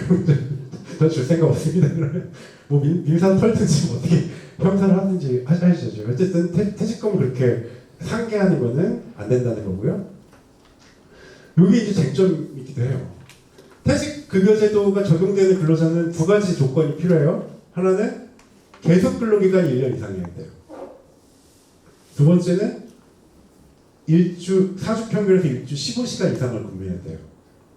이 두 가지 요건을 충족해야 퇴직급여제도에 따른 퇴직급여의 그 보장을 받을 수 있습니다. 그럼 계속 근로기간이 뭐냐는 건데 첫 번째로 계속 근로기간에 대해서 근로기준법에서 정의한 바가 없어요. 통상적으로 이래요. 그냥 근로계약 체결을 해줄 때까지 기간. 이게 통상적이에요. 그러니까 보통의 무슨 복잡한 사정이 없으면 그렇게 보시면 돼요. 계속 근로계약은. 근데 이런 경우도 있어요. 근로계약 갱신하거나 동일한 조건의 근로계약을 반복하여 체결한 경우에는 갱신 또는 반복 기간을 못 잡아서 제거 사용자분한테 되게 많이 시도해 봤습니다. 1년 계약하고 또 1년 계약하고 하는데 1년마다 계속 퇴직금 정산하고 퇴직금 정산하고 이렇게 하잖아요. 그거는 일단 첫 번째는 어떻게 살펴보겠지만 퇴직금 중간 정산이라는 게 있어요. 있는데 그거는 요건을 엄청 강화했어요. 12년도에 근로자 퇴직금 보장법이 개정되면서 뭐 예를 들면 무주택 근로자가 주택 구입이나 혹은 뭐 전세 보증금이 필요한다거나 아니면 6개월 이상의 요양이 필요한 이제 부상이나 질병이 생겼는데 뭐 의료비가 연 임금의 10%를 넘어가는 경우 그런 경우에만 중간 정산이 가능해요. 자 그러면은 계속 갱신을 하는데 1년마다 정산해주고 1년마다 정산해주고 그런데 이거는 뭐냐 일단 퇴직금 중간 정산이에요. 봤을 때는 뭐 어떻게 보면 어쨌든 1년 끝나고 또 하고 또 하니까 그럴 때 그렇게 말은 그렇게 해도 이거 실제로 지금 그렇게 안 본다는 거예요. 그냥 다 계속 근로기간 본다는 거예요. 그럼 퇴직금 중간 정산인데 딱 보니까 법에서 정한 퇴직금 중간 정산 사유가 아닌 거예요. 그럼 이거 다 무효예요, 물론. 계속 갱신해가지고 뭐 3년, 4년이 있다고 하면 그 4년 동안에 대해서 그 기간을 두고 퇴직금 정산이 되는 기간이 된다라는 겁니다. 그 무효면 어떻게 할 거냐라는 문제가 있죠. 그거는 따로 받아들여야 돼요. 이게 부당이득이라고 하거든요. 부당이득. 법률 용어로. 법률상 원인 없이 이 지급된 금품에 대해서는 그게 부당이득이라고 하는데 그건 뭐 소송을 하든지 뭐 그런 식으로 하셔야 돼요. 그러니까 그거 되게 복잡해지고 뭐 되게 뭐랄까 아주 골치 아파지기 때문에 그런 경우에는 다 끝나고 나서 갱신 반복했다고 해도 끝나고 나서 이제 갱신한 정산하는 게 필요하다는 거고요. 그 다음에 세 번째는 고용 형태 변경이 이루어져도 변경 전후 기간 다 없잖아요. 예를 들면 그런 경우가 있어요. 계약직으로 입사했는데 나중에 정규직으로 기간이 정하면 없는 근로자가 있으면 계약직 기간은 털고 가자 이게 안 된다는 거예요. 한 사업장에서 고용 형태가 기간제에서 계약직에서 정규직으로 바뀌었으면 그 정규직 바뀌고 나서 나중에 퇴직할 때 그게 처음부터 여기까지가 계속 근로기간이라는 겁니다. 그리고 이 고용 형태 이것도 같고요. 기업 합병 문화 이거는 아마 여기 일반 사격에서 많지는 않을 거예요. 양도 위탁 요걸 제가 그 아파트 경비분들한테 상담 많이 받거든요. 그 위탁 업체에 소속돼 있잖아요. 경비분들이. 근데 이 위탁 업체가 입대이랑 계약을 맺어요. 근데 제가 반년 전에 되게 약간 억울하다고 생각한 사연인데 이분은 같은 아파트에서 1년 넘게 일하셨어요. 근데 11개월 동안은 A 업체랑 근로관계가 있었고 거기가 이제 입대이랑 위탁 관계가 끝나가지고 B 업체가 들어왔는데 거기서는 계속 일을 하셨는데 거기에 이제 뭐 근로관계를 승계한다거나 그런 조항이 없어가지고 이분은 퇴직금 못 받으시는 거예요. 아파트에서 1년 넘게 일했는데 업체가 11개월 그 다음에 3개월이나 4개월 이래가지고요. 요거예요. 그러니까 뭐 합병 분할 양도 근로관계가 포괄적으로 승계됐다는 뭐 계약이 있다거나 그런 경우에는 그게 인정이 되는데 그렇지 않으면 계속 근로관계는 거기서 종료가 됩니다. 그리고 이제 계속 근로기간 산정할 때는 수습사용기간 다 포함돼요. 그리고 출산휴가 육아휴직 기간도 포함이 되고요. 그다음에 업무상 질병 부상 요거는 이제 산재 요양 기간이죠. 이것도 포함이 되고요. 귀책 사유에 의한 휴업 아까 휴업 말씀드렸죠. 그것도 다 포함이 돼요. 요것도 제가 상당히 많이 받는 쟁점이에요. 개인 사유로 휴직을 했어요. 요거는 계속 근로기간에 포함되는지 안 되는지에 대해서 사용자나 근로자 모두로부터 좀 질문을 많이 받는 쟁점인데 일단 첫 번째는 고용노동부 입장은 그거예요. 이게 만약에 단체협약 취업규칙 등을 통해 포함하지 않는 것을 정한 경우라고 하면 안 돼요. 취업규칙에 개인 사유로 인한 휴직은 계속 근로기간 포함 안 시킨다. 시키지 않는다는 규정이 있으면 포함이 안 되는데 일반적으로는 만약에 보통 이런 경우에는 사용자 승인 하에 휴직을 하잖아요. 뭐 아프거나 무슨 개인 사유 무슨 학업 때문이거나 그런 경우는 일반적으로 사용자 승인 하에 있는 휴직이라고 하면 그건 계속 근로기간에 포함시킨다는 게 고용노동부 입장입니다. 그리고 제외되는 기간은 군대, 그다음에 미리 정산이고 아까 중간 정산이면 끝난 거예요. 근데 이거 법적으로 정해져 있는 그 요건을 충족해야 되는 거예요. 그 중간 정산이 법적으로 허용이 안 되는 경우라고 하면 그거는 해당 없죠. 그다음에 용역업체 변경 아까 말씀드렸고요. 정년퇴직해도 아까 제가 한 업체에서 저한테 상담했다고 말씀주셨잖아요. 60 정년 끝나고 지금 5년째 계속 1년째 하고 이렇게 갱신하고 계신데 그분은 60세 정년 끝나고 나서는 그 퇴직금 다 정산해야 되는 거고 정년이 끝나고 나서는 그게 계속 가지는 않아요. 정년 끝나고 재고용 됐을 때는 그 재고용 기간만 따로 계속 근로기간으로 산정을 해야 한다는 겁니다. 요거는 뭐 굳이 제가 말씀 안 드리고 네이버가 제일 정확합니다. 네이버에서 이렇게 딱 계산하시면 바로바로 나옵니다. 됐고요. 여기 지금 퇴직연금 하시는 업체 중에 DB형 하시는 데도 있나요? DB형? 다 DC형 하시죠? 네. 요게 이제 쟁점이에요. 이것도 월급에 퇴직금을 포함하여 지급한다래요. 그죠? 예전에 많았어요. 이거 되게 많았고요. 저도 이거 상담해가지고 저는 말씀드리면 이거 근로자가 저한테 이 상담을 해가지고 제가 고지청에서 받아냈어요. 이거 이제 보통 퇴직금 분할 약정이라고 하거든요. 분할 약정이라고요. 아예 매월 월급에 퇴직금이 찍혀 나와요. 이렇게 몇십만 원씩. 지금 이렇게 하시는 분들이 그거 많지 않아. 들어보셨죠 이런 거? 그래요? 다행이네요. 퇴직금 분할 약정이라고요. 내가 너가 퇴직하고 퇴직하고 지급할 퇴직금 미리 지급한 나눠서 그런 거예요.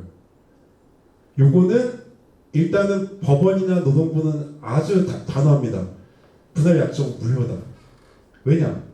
퇴직금은 퇴직해야 발생해요. 퇴직금이 발생도 안 했는데 먼저 나눠준다는 게 성립이 안 되고요. 두 번째는 요거는 그 퇴직하고 퇴직금 받지 않겠다는 거잖아요. 그 사전 발생하지도 않은 권리를 사전 포기하는 거라고 해서 이거는 무효라고 봐요. 무효? 두 번째 문제는 남아요. 그러면은 그 명목으로 이미 지급한 금액이잖아요. 그럼 뭘로 봐야 되냐? 퇴직금 아니에요, 이건 일단. 퇴직금 아니잖아요, 그죠? 두 가지로 봐요. 일단 첫 번째는 근로계약, 그 다음에 뭐 임금 수준 조건을 봐서 대부분 다 그냥 임금으로 판단해요. 이거 급여다. 법원이 이렇게 판결하거든요. 퇴직금 지급 의무를 회피하기 위해서 그렇게 넣었다. 사실상 실질 임금이다. 두 번째는 그렇지 않은 경우가 있는데 거의 없어요. 없는 경우는 부당이득이에요. 임금으로 보기엔 너무 또 금액도 크고 그래서 이건 부당이득이에요. 아까 말씀드렸죠. 부당이득은 다시 사용자가 근로자한테 소송을 걸어서 청구해가지고 해야 돼요. 어쨌든 임금으로 보든 부당이득으로 보든 퇴직하고 나면 다시 그 평균 임금과 계속 근로기간에 따라서 퇴직금을 산정해가지고 지급해야 되는 거죠. 그러니까 이거 이렇게 하면 사용자로서 오히려 내가 손해예요. 더 늘어나요. 이미 준 돈은 준 돈대로 줘야 되고 대부분은 임금으로 보니까 그다음 다시 또 이제 정산해야 되고 그리고 이제 이거는 이 임금 체불 문제가 퇴직금 체불 문제가 있으니까 이제 지청에 가서 계속 또 분쟁 수행도 해야 되고 하니까 이런 거는 요새도 있어요. 이렇게 영세사업장들 가보면 있더라고요. 여러분 진짜 이런 거는 회피가 아니고 안 하시는 게 진짜 낫다. 이득이시다. 이것도 3년 이하의 징역 또는 2천만 원 이하의 벌금이 있습니다. 자, 지금 퇴직금까지 임금을 마쳤습니다. 지금 1시간 정도 됐는데요. 그러니까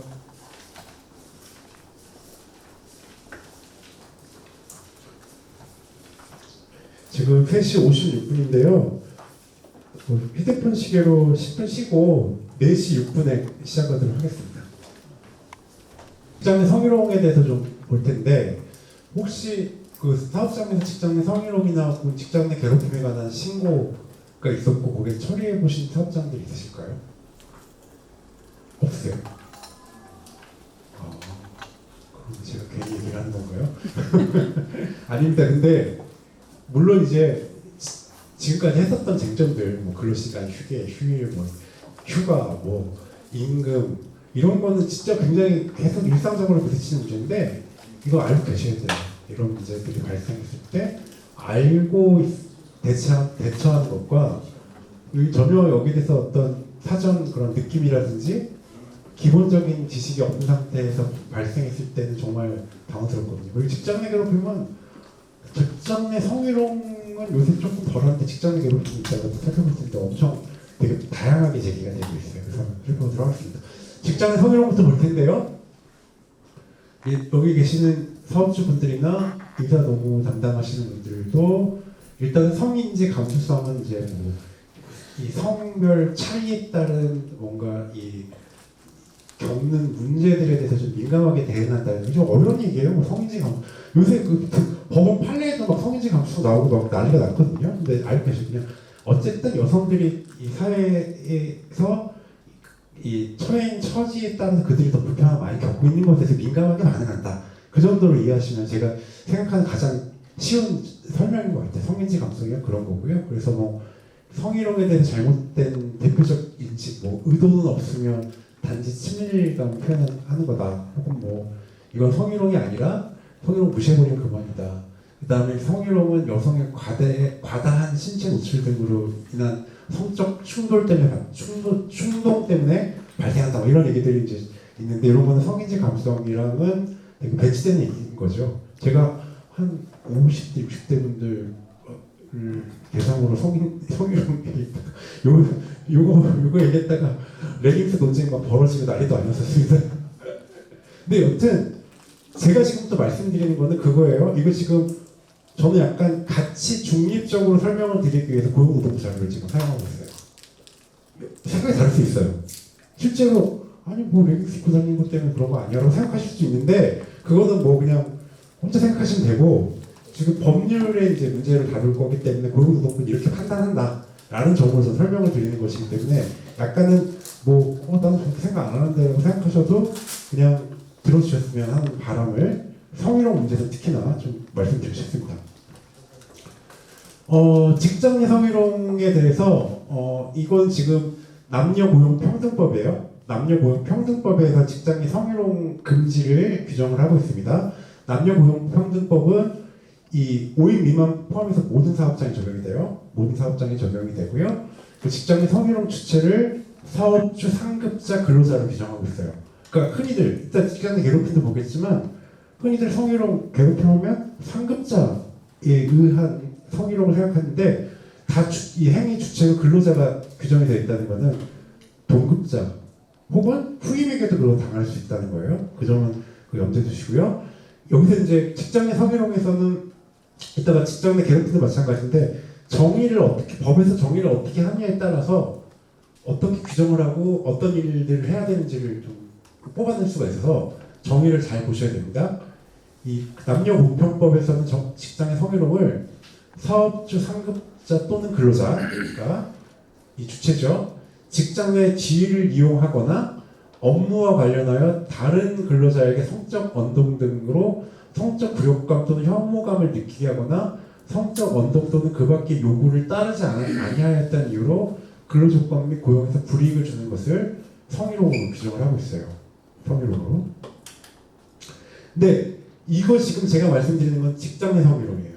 제가 얼마 전에 상담했던 한 분은 너무 심했어요. 너무 심해가지고 직장 내 성희롱과 별개로 이거는 뭐 양성평등기본법이라든지 국가인권위원회 그걸 통해서도 할 수 있어요. 형사처벌도 얼마든지 할 수 있고 지금부터 말씀드리는 거는 그러니까 여기 해당 안 하면 성희롱 아니다 그거 아니에요. 직장 내 성희롱 남녀공평법에서 지금 보호하고 있는 성희롱에 대해서 말씀드리는 거고요. 성희롱이 발생하면 일단 첫 번째 피해 근로자뿐만 아니라 제3자도 그렇고요. 사업주에게 신고가 가능해요. 사업주에게 신고가 가능하고 사업주는 신고 또는 제보를 받거나 고충 처리 과정 등으로 경로에 관계없이 인지도 인정을 해요. 만약에 인지했는데 조사를 안 한다고 하면 이거 벌칙이 있습니다. 인지하게 됐다면 지체 없이 조사를 실시해야 돼요. 성희롱에 대해서.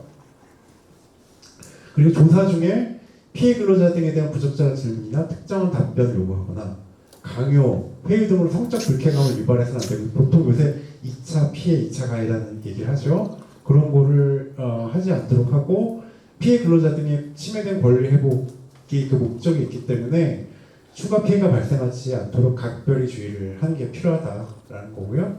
위반 시에는 그러니까 이제 성희롱을 인지했는데도 조사를 하지 않는 경우에는 500만 원 이하의 과태료가 부과되는 그런 벌칙이 있습니다.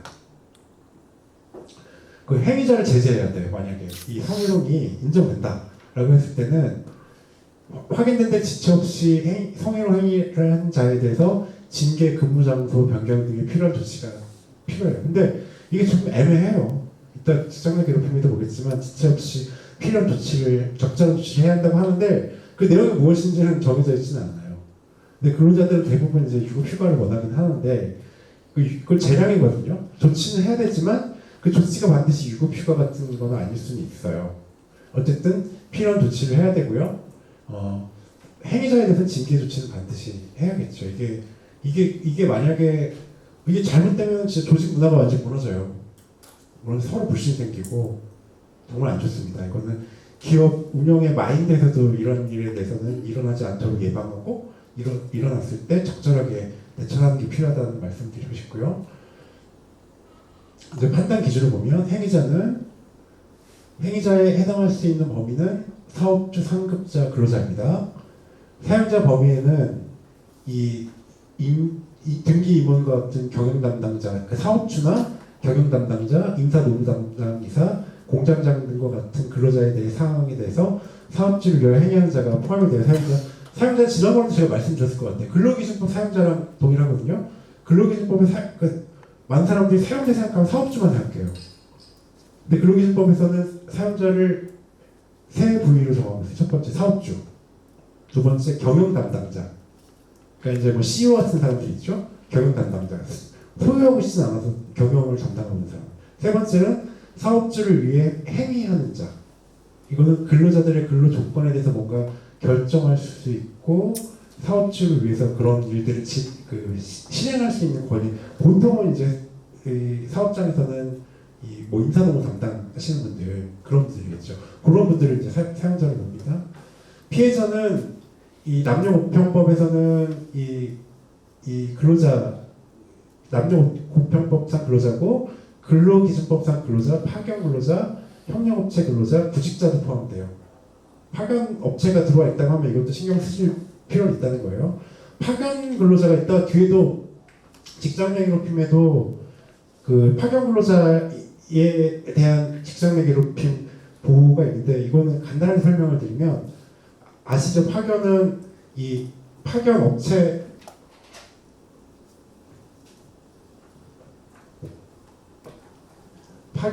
있고 여기 이제 파견 근로자가 이제 근로계약을 맺잖아요. 그리고 이 파견이 되잖아요, 그죠? 그럼 여기는 이제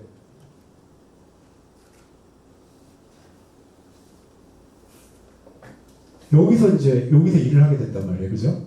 그래서 이 근로관계는 그러니까 뭐 근로 시간이라든지 임금이나 이런 문제에 관해서는 여기하고 관계가 형성이 되는데 실제 작업은 파견돼가지고 사용사업주 밑에서 일을 하게 되잖아요. 그래서 이 직장 내 성희롱이든 아니면 직장 내 괴롭힘이든 사용사업주의 이 보호 의무를 인정을 해요.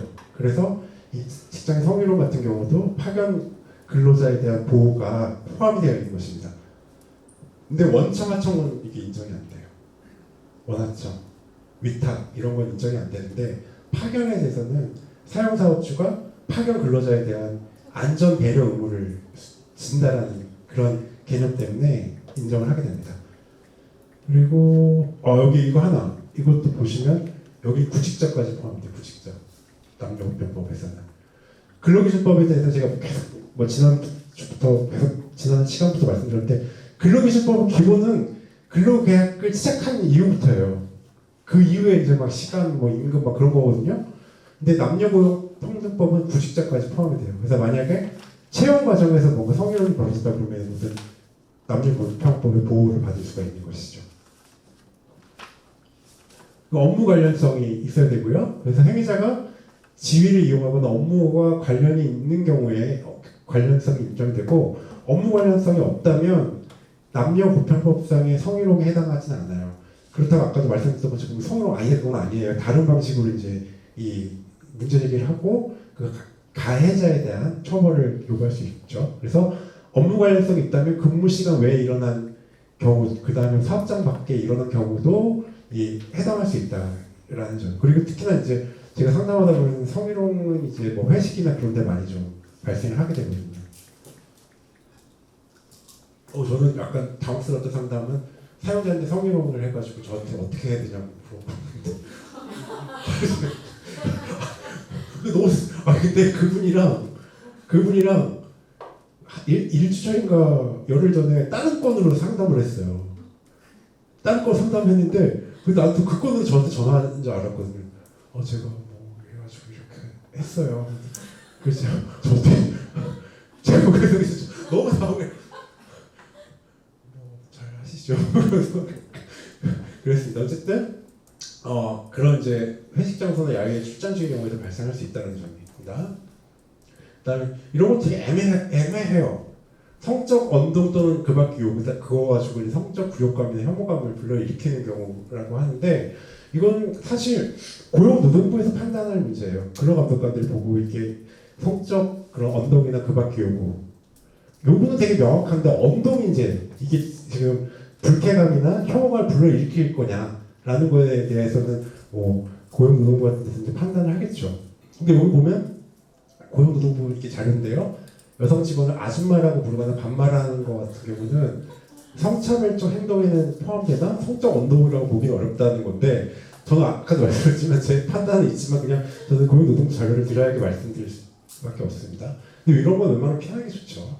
피하는 게 좋아요. 이런 거는 성희롱에 해당되지는 않아도 직장 내 괴롭힘으로 또 연결될 수 있거든요. 그리고 굴욕감, 혐오감. 여기서 한 가지 말씀드릴 수 있는 거는 객관적으로 상대방과 같은 처지에 있는 일반적이고도 평균적인 사람의 관점에서 판단한다는 거예요. 그러니까 어떤 사람이 뭐 성적 언동이나 뭐 이런 요구를 받았는데 나는 별로 굴욕감, 혐오감 안 느꼈어라고 해서 그게 성희롱이 안 된다는 건 아니에요.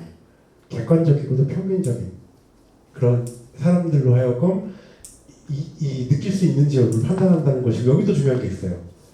성희롱이 성립하는데 행위자에게 반드시 성적 동기나 의도가 있어야 한다는 건 아니에요. 그러니까 내가 저 사람에게 굴욕감이나 혐오감을 주려고 하지 않았다고 하더라도 그리고 이 사람은 그렇게 느끼지 않았다고 하더라도 객관적이고 평균적이고 일반적인 사람이 그걸 느낄 정도였다고 하면 그 성희롱이 성립될 수 있다는 겁니다.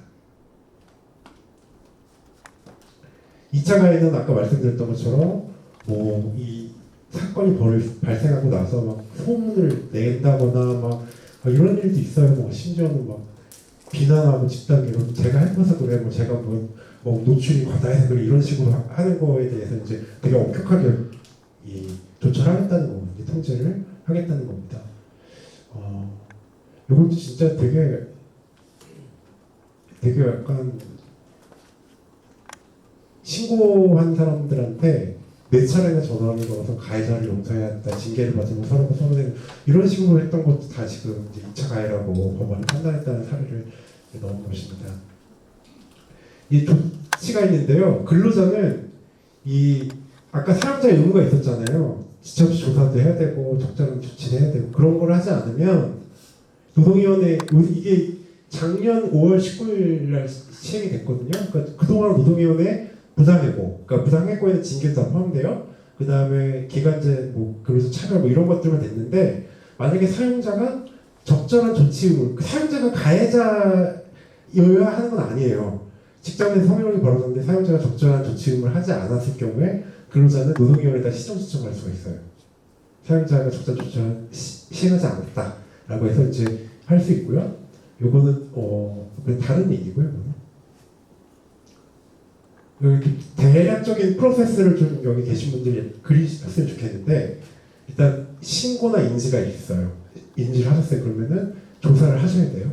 의무가 있어요. 아까 과태료가 있었죠. 그다음에 불리한 처우를 하시면 안 되고요. 그다음에 행위자에 대한 조치를 해야 되고 사후 조치 같은 거, 2차 가해 같은 걸 방지하기 위해서 하셔야 돼요. 이런 일이 벌어지면 일반 사업자한테 감당하기가 쉽지가 않아요. 실제로 그래요. 그래서 뭐 여성가족부라든지 그런 데서 한번 좀 문의를 하시는 게 좋을 것 같아요. 그리고 지역에 이제 무슨 여성 센터들이 있거든요. 그런 데에다가 만약 이런 인지를 했고 신고를 받았는데 어떻게 처리하는 게 좋을지에 대해서 어쨌든 그 해당 기관이나 센터들은 그 일들을 되게 전문적으로 하는 기관들이기 때문에 조언을 받으면서 하시는 게 좋을 것 같아요. 이게 자칫 정말 어떻게 보면 이 매끄럽게 처리할 수 있는 문제가 이 차질이 빚어질 수 있으니까 그렇습니다. 직장 내 괴롭힘입니다. 여기 직장 내 괴롭힘도 아직 신고나 처리해본 경우 없다는 거죠. 행복한 일 드시군요. 아 이거 진짜 골치 아픕니다. 골치 아파요. 이게 19년도에 직장 내 괴롭힘 금지가 근로기준법에 들어와가지고 노무사들도 여기 이제 시장이 열렸다, 새로 시장이 열렸다 막 그런데 너무 힘들어요. 이제 괴롭힘 당했는 그런 피해 근로자들과 상담하면 무슨 이 조선 아니죠. 뭐 이제 뭐 그런 그동안의 경과 막 이런 거 몇백 페이지인데 다 개인적인 일이고 그리고 또 이런 게 되게 개인적 갈등선에서 나오는 경우가 되게 많거든요.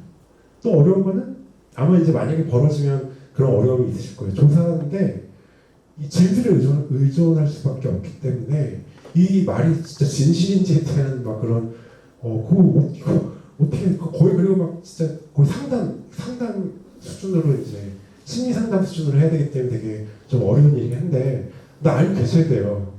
많이들 요새 이 직장 내 괴롭힘은 없어져야 한다는 것 때문에 지금 신고도 많이 하고 있으니까요. 그러니까 직장 내 괴롭힘 아까도 직장 내 성희롱에 대한 정의를 하면서 시작했는데 사용자 또는 근로자가 이건 근로기준법의 정의예요. 직장에서 지위 또는 관계 등의 우위를 이용하여 업무상 적정 범위를 넘어 신체적 정신적 고통을 주거나 근무 환경을 악화시키는 행위를 직장 내 괴롭힘이라고 정의하고 있습니다. 이 직장 내 괴롭힘이 근로기준법에 들어온 거는 아시겠지만 뭐 여러 사건들이 있었잖아요. 뭐 무슨 저기 땅콩 회항 사건도 있었고 뭐 하여튼 그래서 갑질 근절하자라는 그런 사회적 목소리도 많고 해가지고 이제 근로기준법에 금지가 규정이 됐고요. 직장 내 괴롭힘 판단 기준은 행위자랑 피해자, 행위 장소, 행위 요건 등 그런 것들을 아까도 이제 뭐 직장 성희롱이 성립하려면 뭐 이런 요건들이 있었는데 직장 내 괴롭힘도 마찬가지입니다. 일단은 그 사용자가 이제 근로기준법에 따른 사용자 아까 말씀드렸던 세 종류의 그런 사용자 그 다음에 파견 근로자인 경우에는 사용사업주도 직장 내 괴롭힘의 행위 주체가 될 수 있다. 안전 배려 의무가 있기 때문에 그렇습니다. 그렇고요. 근로자는 사용자 근로관계를 맺고 있는 근로자일 것이 원칙이나 파견 근로자도 이 보호를 받는다라는 점이고요. 최근 그 하급심 판례에서는 그 특수고용직 있죠. 특수고용직 뭐 이제 배달 라이더든 아니면 뭐 택배하시는 분들이든 그런 분들에 대해서도 이제 직장 내 괴롭힘 금지가 적용된다는 하급심 판례도 있긴 하거든요. 근데 아직 이게 대법원까지 이렇게 올라가가지고 결정된 건 아닌데 약간 그런 근로자들에 대한 보호도 좀 확대되고 있는 측면이 있다라고 말씀드릴 수 있을 것 같습니다. 행위 장소는 이 요건 충족하면은 반드시 직장 내 괴롭힘이라고 해가지고 사업장 안에서만 이 규정 국한되는 것은 아닙니다. 그래서 뭐 외근 출장 업무, 뭐 그다음 회식, 기업 행사, 사적 공간 등에도 벌어질 수 있고요. 그다음에 온라인도 많아요. 상담하다 보면 단톡방에서 저를 파냈어요. 막 그래서 단톡방에서 저를 막 음해해요. 진짜 많아요. 이런 게 단톡방에서 저를 막 계속 욕하고 저를 망신 주고 있어요. 아예 그리고 저를 그냥 파내버렸어요. 막 그런 것도 있거든요. 그것도 인정될 수 있는 여지가 있어요. 왜냐면 요새는 워낙 단톡방 그러니까 같은 채팅할 수 있는 그 공간이 중요한 업무 공간이기 때문에 그런 것도 해당할 수 있다는 겁니다. 그다음에 행위 요건인데요. 아래 세 가지 요소 아까 이건 근로기준법 직장 내 괴롭힘 정의에서 나왔던 거예요. 지위 또는 관계 등의 우위, 업무상 적정 범위를 넘어야 되고 뭐 신체적 정신적 고통을 주거나 근무 환경을 악화시킨 행위일 것인데 지위 또는 관계 등의 우위에 대해서는 고용노동부는 여러 가지 해석들을 내나요. 일단 당연히 직급이 높으면 지위의 우위가 인정되죠. 근데 예를 들면 그런 것도 봐요. 남성 여성에 대한 지위의 우위도 봐요. 그리고 학력도 봐요. 뭐 예를 들면 뭐 고학력자가 저학력 근로자에 대해서 막 너무 이렇게 진짜 멍청하니 막 이런 식의 것도 이거 지위의 우위로 봐요. 그 다음에 수도 봐요. 수. 그러니까 이제 집단적 따돌림 같은 맥락에서 여러 명의 한 명 이런 것도 보고요. 나이도 보고 나이도 많은 사람이 적은 사람에 대해서 괴롭힘을 했다 그러면 이거는 행위 요건에서 지위의 우위라는 측면의 요소로 인정을 하기도 하고요. 그다음 업무상 적정 범위가 이게 중점이에요. 업무상 적정 범위를 넘는 게 뭔지 아세요? 저 고용노동부에서 설명 듣고 알아. 이제 약간 이해를 하고 그냥 말씀을 드리는 거예요. 업무상 적정 범위를 넘는다는 거 두 가지예요. 하나는 업무랑 상관없는 걸 하는 거예요. 시키는 거예요. 요새는 이제 이 직장 괴롭힘 금지가 근로기준법에 들어와가지고 그게 덜해진 게 옛날에는 막 상사가 자기 아들 뭐 과외 뭐 수학 문제 풀게 막 시키고 뭐 그런 것들 했었잖아요. 뭐 자기 집 무슨 화단 뭐 가꾸라 그러고 그 업무랑 상관없는 지시라는 거. 두 번째는 업무랑 상관 있는 지시라고 해도 그게 사회통념상 용인될 수 없는 수준으로 막 괴롭힘 방식으로 지시를 하는 거예요. 욕설을 한다거나 폭행을 한다거나 하는 방식으로. 그게 이제 업무상 적정 범위를 넘어선다는 것이거든요. 그리고 이거는 뭐 신체 정신적 고통을 주거나 근무 환경을 악화시키고 저한테 상담하시는 상담 의뢰하시는 이거 대부분 근로자분들인데 이런 분들은 이제 이걸 인터넷 찾아보고 다 아시니까 이제 신경정신과 같은 데서 이제 막 진단서도 다 떼고 이제 왜냐면 요건에 이 정신적 신체적 고통이라는 게 있어야 되니까 그렇게 하시는 경우들이 많습니다. 이런 요건을 충족하면 이제 직장 내 괴롭힘으로 성립할 수 있는 거고요. 유형은 뭐 성적 괴롭힘, 신체 괴롭힘, 정신 괴롭힘, 경제적 괴롭힘, 인간관계 괴롭힘, 과대 요구, 과소 요구도 있어요. 개인 침해, 복합 상황들이 있는데 성적 괴롭힘은 당연히 만약에 이거는 인정되면은 뭐 직장의 괴롭힘이죠. 그리고 직장의 성희롱도 성립될 수 있는 것이고 그리고 이거는 다른 성희롱에 대한 다른 처벌에 적용이 될 수 있는 것이고 요새 이렇게 많이 안 하더라고요. 폭행이나 상해는 잘 안 해요. 그리고 요새는 증거가 남을 수 있는 메신저도 잘 활용을 안 해요. 말을 해요. 왜냐면 나오니까 문자나 톡 같은 거 나오니까. 그래서 신체 괴롭힘은 당연히 해당이 되고요. 그다음에 협박이나 명예훼손, 모욕, 심한 폭언 같은 정신 괴롭힘도 해당이 되고 경제적 괴롭힘. 그러니까 이런 일이 벌어지면 여러 가지 문제를 다퉈볼 수 있어요. 막 그냥 노동위원회에 구제 신청을 할 수 있고 한데 뭐 경제불이익, 성과, 고용 종료, 공고사직 등의 압박 뭐 이런 것들도 이 직장내 괴롭힘이 인정될 수 있고 인간관계 괴롭힘 이런 거 되게 많거든요. 경리, 그러니까 이제 다운패 왕따 시킨다, 집단 따돌림 시킨다 이런 거에 대해서 토로하는 경우들이 많습니다. 아까 이제 성희롱과 마찬가지로 흐름을 좀 보시면 사건 발생 및 접수 여기도 인지하면 조사를 해야 돼요. 그다음에 상담을 해요. 당연히 상담을 해야겠죠.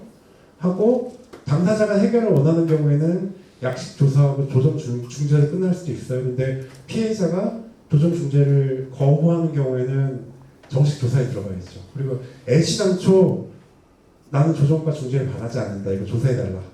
라고 하는 경우에는 이제 정식 조사 가고 피해자 보호, 만약 직장 내 괴롭힘이 인정이 되면 가해자에 대한 징계나 처벌 등을 하고 그 다음에 모니터링 재발 방지 대책 같은 걸 수립해요. 이것도 조직 문화에 되게 안 좋은 영향을 줘요. 아실 거예요. 보면은 우리 직원들의 분위기 별로 안 좋네 막. 예. 업무 효율에도 별로 도움이 안 되고 도움이 안 된다. 경영 마인드에서도 이런 것도 방지가 되고요. 주체는 누구나 신고 가능하고요. 인지도 하실 수 있습니다. 그리고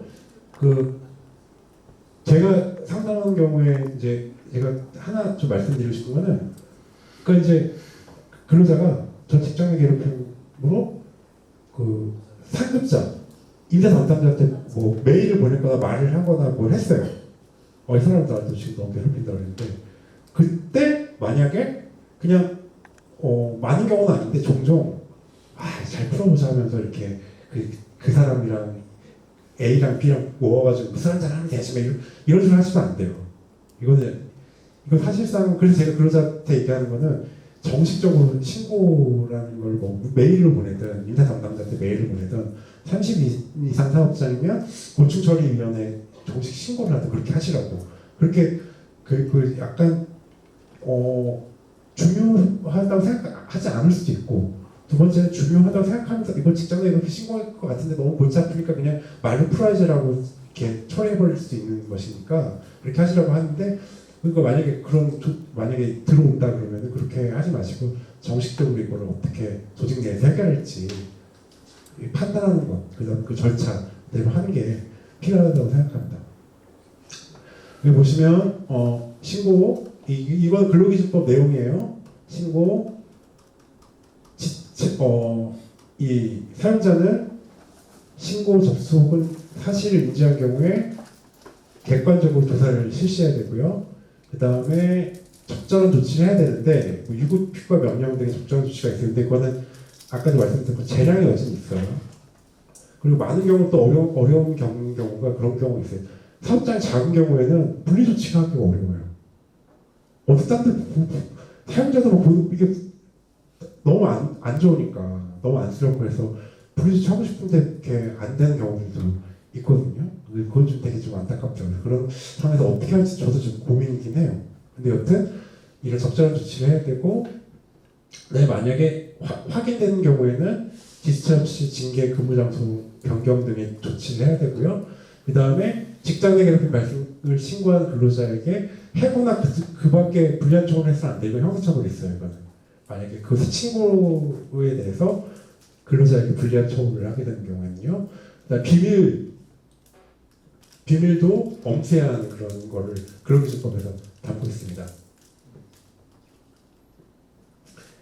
이런 걸 이제 하면 되는데, 이것도 사실 참 사업장에서 이런 일이 벌어지면 대처하기가 약간 되게 쉽진 않아요. 근데 저도 약간 제가 한 지자체, 제 동기노무사가 있는 지자체는 그 지자체에서 만약에 이제 사업주들을 위해서 직장 내 괴롭힘의 발생 신고가 들어오거나 인지했을 때 조사를 이렇게 지원해 주는 거예요, 노무사를. 그래서 되게 좋은 거라고, 좋은 일이라고 생각해요. 요새는 대부분 트렌드가, 옛날에는 그냥 회사 사업장의 인사팀이 이걸 그냥 조사하고 했거든요. 근데 약간 객관성의 문제도 있고 너무 이게 복잡하고 일이 많아요. 그러니까 요새는 이제 외부 조사 기관에 의뢰하는 경우들이 되게 많거든요. 근데 그게 비용이 들어가는 문제가 있으니까, 그래서 그런 지자체가 지원하는 경우도 있곤 한데, 하여튼 뭐 이런 신고나 일이 발생할 경우에는 문의를 주시면 제가 뭐 연결을 해드린다거나 설명드릴 수 있는 거 설명드릴게요. 하여튼 그러나 이런 거 그냥 뭐 일상 다반사지 뭐 일하다 보면 살생하다 보면 그렇게 넘어가시지 않는 게 나중에 문제가 될 수 있는 여지를 줄 수 있다는 점을 좀 말씀드리고 싶습니다. 네. 산업 안전으로 넘어갈게요. 지금 이제 막 이 종료 시간이 다가오니까지 지금 가고 있는데요. 직장 내 성희롱, 직장 내 괴롭힘, 산업 안전인데, 산업 안전은 그냥 그 다음 그 산업 산재 예방 교육이 있으시니까 저는 이제 산업안전보건법하고 중대재해처벌법에 관해서 간략하게 소개하는 걸로 해서 넘어가도록 할게요. 산업안전보건법은 중대재해처벌법은 뒤에서 보겠지만, 산업안전보건법의 목적은 아예 이 법의 취지가 둘 달라요.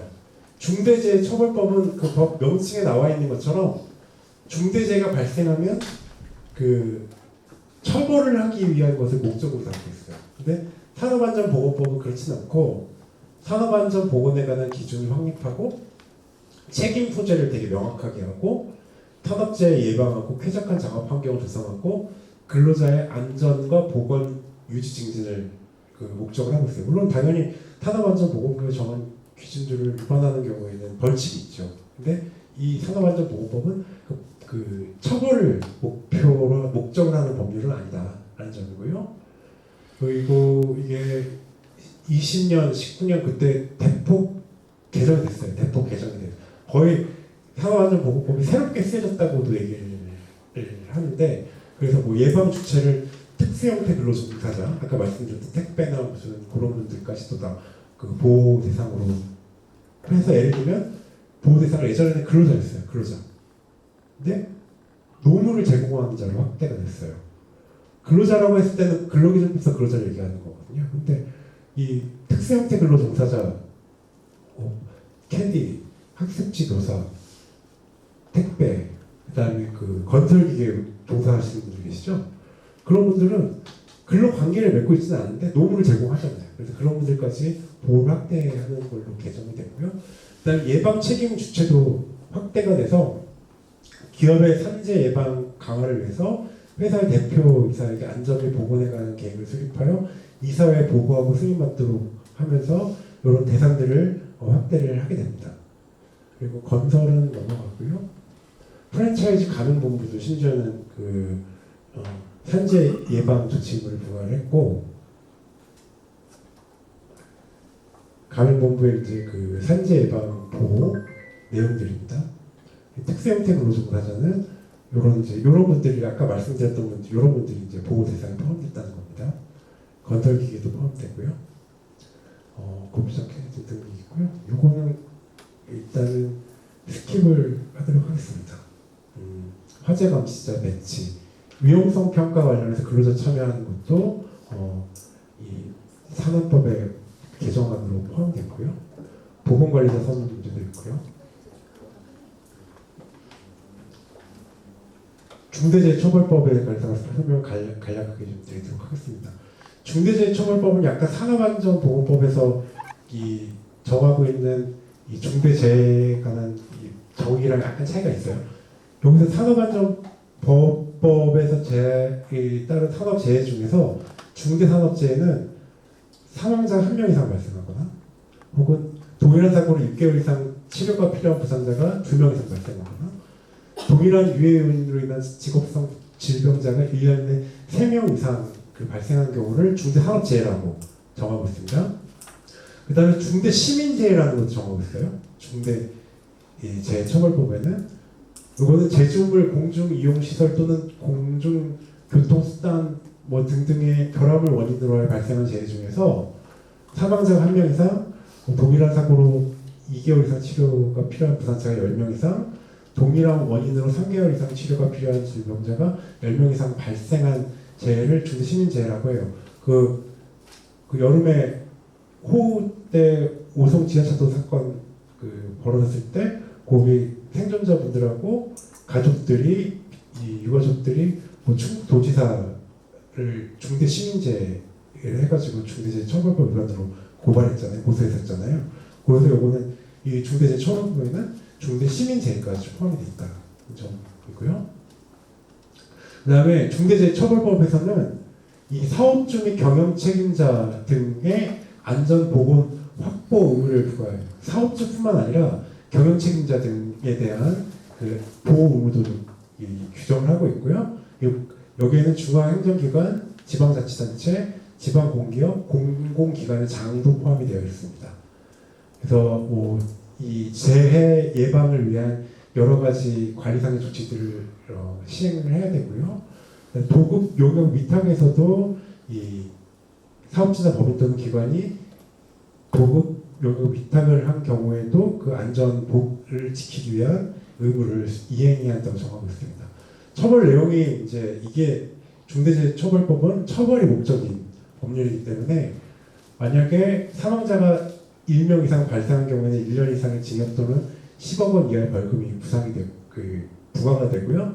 6개월 이상 치료가 필요한 부상자가 2명 이상 발생하거나 대통령 정화는 직업성 질병자가 1년 이내에 3명 이상 발생하는 경우에는 7년 이하의 징역 또는 1억 이하의 벌금이 이제 부과되는. 요것 때문에 이제 이것도 경영계랑 노동계가 중대재해처벌법을 둘러싸고 많죠. 이견이 많죠. 그렇습니다. 손해배상 책임도 있고요.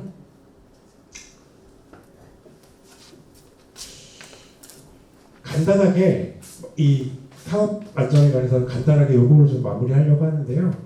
산업안전보건법하고 중대재해처벌법을 간략하게 비교하는 것으로 산업안전보건법은 의무주체가 법인사업주랑 개인사업주예요. 근데 중대재해처벌법은 개인사업주랑 경영 책임자 등까지 포함돼요. 그리고 보호대상은 근로자랑 수급인의 근로자, 특수형태 근로자, 종사자. 중대재해처벌법은 근로자, 노무제공자, 수급인, 수급인의 근로자 및 노무제공 좀 더 폭넓어요. 그리고 적용 범위는 산업안전보건법은 전 사업장에 적용이 돼요. 근데 중대재해처벌법은 5인 미만 사업장은 적용이 안 돼요. 적용이 안 되고 50인 미만 사업장에 대해서는 이게 순차적으로 사업장 규모에 따라 적용 범위를 확대하는 방식으로 돼가고 있습니다. 그리고 이거는 뭐 중대재해랑 중대산업재해 비교는 아까 말씀드렸기 때문에 넘어가도록 하겠습니다. 네. 이제 크게 넘어가가지고요. 예. 지금 45분인데 저희가 시작한 지가 한 39분 됐는데 감정노동까지 하고 좀 쉬고 질의응답 시간 갖도록 하겠습니다. 뒤로 갈수록 뭐 흥미가 좀 떨어지시죠? 그렇죠? 차라리 이거 그냥 마무리하고 질의응답으로 넘어갈까요? 대부분 여기 지금 업종들이 제조업이시죠? 감정노동하고는 별로 저만 지금 감정노동하고 있는 거죠. 그러면 그 감정노동은 그냥 간단하게 왜냐면 이게 경기도 지금 사업으로 사용자 노동법률 교육이거든요. 그래서 여기서도 어쨌든 산업안전이랑 감정노동에 대해서는 좀그 교육 주제에 넣어달라고 하는 요청이 있어서 간략하게만 그냥 요새 워낙 감정노동에 대한 얘기를 많이 들어보셨을 거예요. 들어보셔가지고 약간 상식 수준에서라도 간단히 정리드리고 말씀드릴게요. 그러니까 일단 정의예요. 감정노동은 뭘까? 감정노동 뭐예요? 내 감정 쓰는 거? 감정 쓴다는 게 되게 애매하잖아요. 감정노동은 그거예요. 공적인 영역, 그러니까 직무상의 필요에 따라서 내가 원하지 않는 감정, 근데 이 업체 혹은 사업장, 이 조직의 표현 규칙, 거기서 이런 감정을 내보내야 되라는 그 표현 규칙 때문에 내가 원하지 않는 감정을 드러내는 거를 감정노동이라고 정의를 해요. 이거는 1980년대부터 미국을 중심으로 해가지고 굉장히 많이 연구가 되었던 주제거든요. 왜냐하면 이제 그 제조업뿐만 아니라 서비스업 굉장히 확대가 많이 됐잖아요. 서비스업은 기본적으로 고객이라든지 그 바깥의 사람들과의 관계가 전제가 되는 거기 때문에 감정 노동에 대한 연구가 많이 들어왔었는데 감정 노동은 그거예요. 그러니까 뭐 일을 하면서 내가 원하지 않는 감정을 조직의 표현 규칙에 의해서 드러내야 되는 것. 그걸 이제 감정 노동이라고 정의할 수 있습니다. 계속 넘어가고 이 감정 노동의 강도는 그런 아까 정의했던 감정 노동의 강도가 높아진다는 거는 내가 원하지 않는 감정을 계속 드러내는 빈도가 많아지는 경우. 그 다음에 표현 규범, 그러니까 막 그런 감정을 드러내야 한다라는 규범의 강도가 굉장히 높은 경우. 그 다음에 다양성, 심지어는 한 가지 종류의 감정만 표현하라고 하는 게 아니라 여러 가지 이런 상황이 이렇게 이런 식의 표현을 해야 될 감정이 다양한 경우 이제 있고 그 다음에 감정의 부조화. 그 속에서 이제 부조화가 생겨나는 거예요. 번아웃이라는 얘기 들어보셨을 거예요. 이런 과정 속에서 이제 번아웃 같은 게 생겨나면서 근로자가 탈진하게 되는 상황이 벌어지게 되는 것입니다. 그래서 이게 주로 이제 이 감정 노동을 하는 고위험 직군은 서비스 종사자나 이제 판매 종사자가 많긴 하죠. 근데 오늘날 되게 많이 좀 확대가 됐어요. 근데 제조업은 좀 덜하죠. 제조업은 기계랑 싸우는 거니까 뭐 기계랑 감정 싸움할 필요는 없잖아요. 제조업은 덜한데 서비스나 뭐 이 판매는 굉장히 감정 노동이 심하고요. 서울시 규모가 17년 추산으로 한 290만, 전국 규모가 감정 노동자들이 한 1,300만 되니까 굉장히 많은 노동자들이 이제 감정 노동에 종사하고 있는 것이죠. 신체 건강에도 되게 안 좋고요. 정신 건강, 특히 정신 건강에도 안 좋고, 뭐 음주나 흡연 같은 걸로 그런 스트레스를 해소하려고 하는 그런 안 좋은 일들을 하겠다는 거고요. 관리 방안입니다. 정책도 마련하고 근로자 보호 매뉴얼. 그래서 서울이나 경기도도 감정 종사자들을 위한 지원센터가 있어요. 거기서 하는 중요한 일 중에 하나가 매뉴얼을 만들어주는 거예요. 그 매뉴얼이 없으면 되게 뭔가 그 상황에 대처하기 어려워요. 그래서 제가 들었던 매뉴얼 예를 들어 어떤 콜센터 같은 경우는 매뉴얼이 있어서 뭐 몇 번 이상 계속 이상을 얘기하고 욕하고 하면 그 사람 전화를 끊을 수 있게 하고, 그 다음에 한 번 또 그 상황에서 또 한 번 더 하면 아예 그냥 차단시켜버리는. 근데 이런 매뉴얼이 없으면 혼자 대처하기가 어렵거든요. 이런 매뉴얼을 만든다거나 의사소통 채널을 마련하거나 뭐 등등의 건강 프로그램을 마련해가지고 대처한다는 것입니다. 네. 그러면 여러분들이 별로 재미없어 하셨던 주제는 어쨌든 해야 되는 것이기 때문에 마쳤고요. 지난번에도 제가 기억으로는 저희가 6시 반에 저 퇴근 시간 넘겨가지고 연장으로 수당도 못 받고 저는 어디다가 저는 어디다가 청구를 해야 될지. 근데 지금 시간이요. 오늘은 그래도 지금 3시에 이제 1시간 땡겨서 시작했잖아요. 지금 4시 50분인데 그 휴대폰 시간 5시까지 하고 질의응답 시간을 좀 편하게 하는 시간으로 진행을 했으면 좋겠습니다. 네. 그럼 5시에 뵙겠습니다. 네.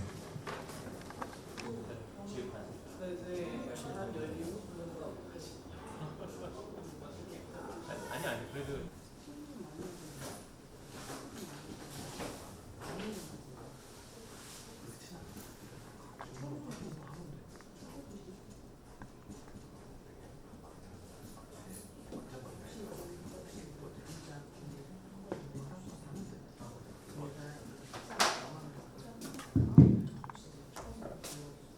지금 뭐 다들 안 들어오신 것 같은 게 아니고 가신 것 같아요. 5시 됐으니까 시작할게요. 아까 이제 첫 번째 쉬는 시간에도 질문해 주셨고, 지금 두 번째 쉬는 시간에도 통사임금에 대한 질문이 있어가지고 제가 이제 그냥 수단이 뭐 미리 정해진 금액이다라고만 얘기를 드렸는데, 통사임금에 대해서 좀 더 설명을 드리고 시작을 할게요. 그러니까 어떤 임금이 통상임금에 포함돼가지고 이제 시급이나 뭐 저런 1급이나 주급 금액을 정하는지에 대해서 판단을 아까 제가 최저임금 말씀드릴 때 산입범위 말씀드렸잖아요. 마찬가지로 지금 근로자에게 지급하는 금액 중에 급여 중에 어떤 게 통상임금에 들어가고 어떤 게 들어가지 않는지를 판단하고, 그 통상임금에 들어가는 금액 이 임금을 가지고 통상 시급이나 그런 것들을 산정하고 계산해야 되는 거예요. 그걸 기준으로 뭐 예고수당이라든지 연장 야간 휴일 근로 가산성 등을 지급을 해야 되는데, 이게 대법원 2013년 전원합의체예요. 전원합의체의 판결이라는 거는 굉장히 뭔가 이 이견들이 많은 그 사안들에 대해서 전원이 모여가지고 이제 합의해가지고 반대 의견도 나오긴 하지만 여튼 전원 합의체에서 판결한 거, 이게 이제 그 당시에 가볼로텍인가 하는 사업장에서 이제 통상임금 소송을 냈을 때 판단했던 건데요. 거기는 이제 4가지로 봅니다. 4가지. 통상임금을 넣을지 말지. 이때 쟁점은 그거였어요. 정기상여금 있죠. 2달에 한 번씩 지급하는. 2달에 한 번씩 지급하는 정기상여금이 통상임금이냐 아니냐 가지고, 그 가물 오토텍의 근로자들은 2달에 한 번씩 지급되는 정기상여금도 통상임금이다라고 얘기했어요. 그러면 만약에 정기상여금이 통상임금에 들어가게 되면 시급이 엄청나게 높아질 거 아닙니까? 그러면 가산수당이라는 게 높아지죠. 근데 대법원이 전원합의체에서 판결했을 때 일단 첫 번째는 소정근로에 대한 대가여야 한다는 거예요. 그래서 무슨 연장근로수당 그런 거 포함 안 된다는 거예요. 아까 이제 좀 가셨는데 그 회사에서는 고정 연장 수당을 10만 원씩 지급한대요. 고정 OT라고 하죠, 보통. 이것도 통상임금 포함되느냐. 근데 다 지급되긴 해도 이걸 기본으로 연장 근로에 대한 수당이기 때문에 그건 통사임금에 포함이 안 된다. 그건 산입법에서 제외하고 판단하셔야 된다고 말씀드렸고요. 소정근로에 대한 대가, 여기서 뭐 연장, 뭐 휴일 이런 거는 해당이 안 돼요. 기본급 같은 거 들어가겠죠. 그 다음에 정기성. 이게 이제 이 당시 판결에서 상여금, 2달에 한 번씩 준 상여금이 통사임금이냐 아니냐 판단이었는데, 대부분은 정기성이라고 하는 거는 정해진 기일에 정확하게 지급하는 걸 꼭 1개월일 필요는 없다. 그래서 정기 상여금이 통사임금에 들어간다고 판단한 거예요. 그러니까 이제 이 난리가 난 거죠. 가산세상이 엄청 넓어지니까. 일률성은 모든 근로자에게 지급하거나 아니면 일정한 조건을 충족하는 근로자에게 지급하는 그런 거를 일률성이라고 얘기해요. 아까 여 선생님께서 질문하셨을 때 뭐 기술수당 같은 거, 뭐 자격수당 같은 거 있잖아요. 그런 거는 모든 근로자들이 자격을 가지고 있지는 않아요. 근데 그 일정한 자격을 가지고 있는 근로자들은 다 지급이 되니까 그건 통사임금이라고 보는 거예요. 이게 이제 문제인 거죠. 고정성. 왜냐하면 근로기준법에 요거만 나와 있거든요. 고정성이 이제 문제인데, 일할 예산 많이 들어보셨을 거예요. 일할 예산. 그 재직, 특히나 재직을 조건으로 해서 지급하는 수당들이 있어요. 예를 들면 아까 이제 만근 수당 같은 거, 만근 수당 같은 거, 만근 수당인데 이 한 달에 토정 근로일을 다 이 충족을 해야, 근무를 해야 지급하는 경우. 근데 그거는 이제 이 고정성이 결여돼서 통사임금을 안 봐요. 근데 이름은 만근 수당인데 만약에 27일인데 내가 25일을 일했어요. 그럼 25일에 대해서 일할 계산하잖아요. 그건 그 25일에 대해서는 통사임금으로 봐요. 좀 어렵죠. 고정성이라는 게 딱 그거예요. 내가 오늘 그만뒀을 때 어제까지 일한 거에 대해서 지급 여부 확정되어 있느냐 아니냐. 내가 그만뒀는데 그 뭐 재직 조건을 충족하지 못해가지고 못 받는 그런 건 고정성을 부정을 해요. 통사임금을 안 보고 내가 그만뒀어도 어제까지 일할 계산해가지고 지급되는 확정되어 있는 임금은 고정성이 인정돼서 통사임금으로 보거든요. 그래서 아까 말씀하셨던 기술수당은 통사임금에 해당되고, 그 다음에 기술수당이랑 근속수당, 그죠? 근속수당, 그 다음에 근데 만근수당 같은 경우는 아까 선생님이 만근해야지만 일할 계산 안 하고 일할 계산 안 하고 지급이 안 되는 경우가 있대. 그거는 고정성이 결여돼가지고 통사임금을 보기 어려울 것 같아요. 그리고 아까 그 고정 연장 10만 원, 그것도 이거에 저촉되니까 이 통사임금을 보기 어려울 것 같고요. 좀 어렵죠, 이것도. 다들 다 이해를 하셨나 봐요. 나 지금 이해하기 되게 어려운데. 그럼 교통비를 한 달 1인당 20만 원씩 지급을 하는데 네. 근무 일수에 따라서 이제 결근한 날은 지급을 안 하거든요. 아, 그래요? 네네. 그러면 그것도 일할 계산해서 주는 거잖아요. 네네. 그 일할 계산해서 지급하는 부분은 통사임금이에요. 19일을 했을 경우 네. 그 19일치는 통상임금. 네, 통사임금 해당하죠. 근데 만약에 그게 뭐 만근해가지고 만근한 경우에만 지급한다 그러면 통사임금이 아닌데, 그 부분에 한해서는 이제 통사임금 되는 거예요, 이번에는. 왜 지급 확정돼 있으니까.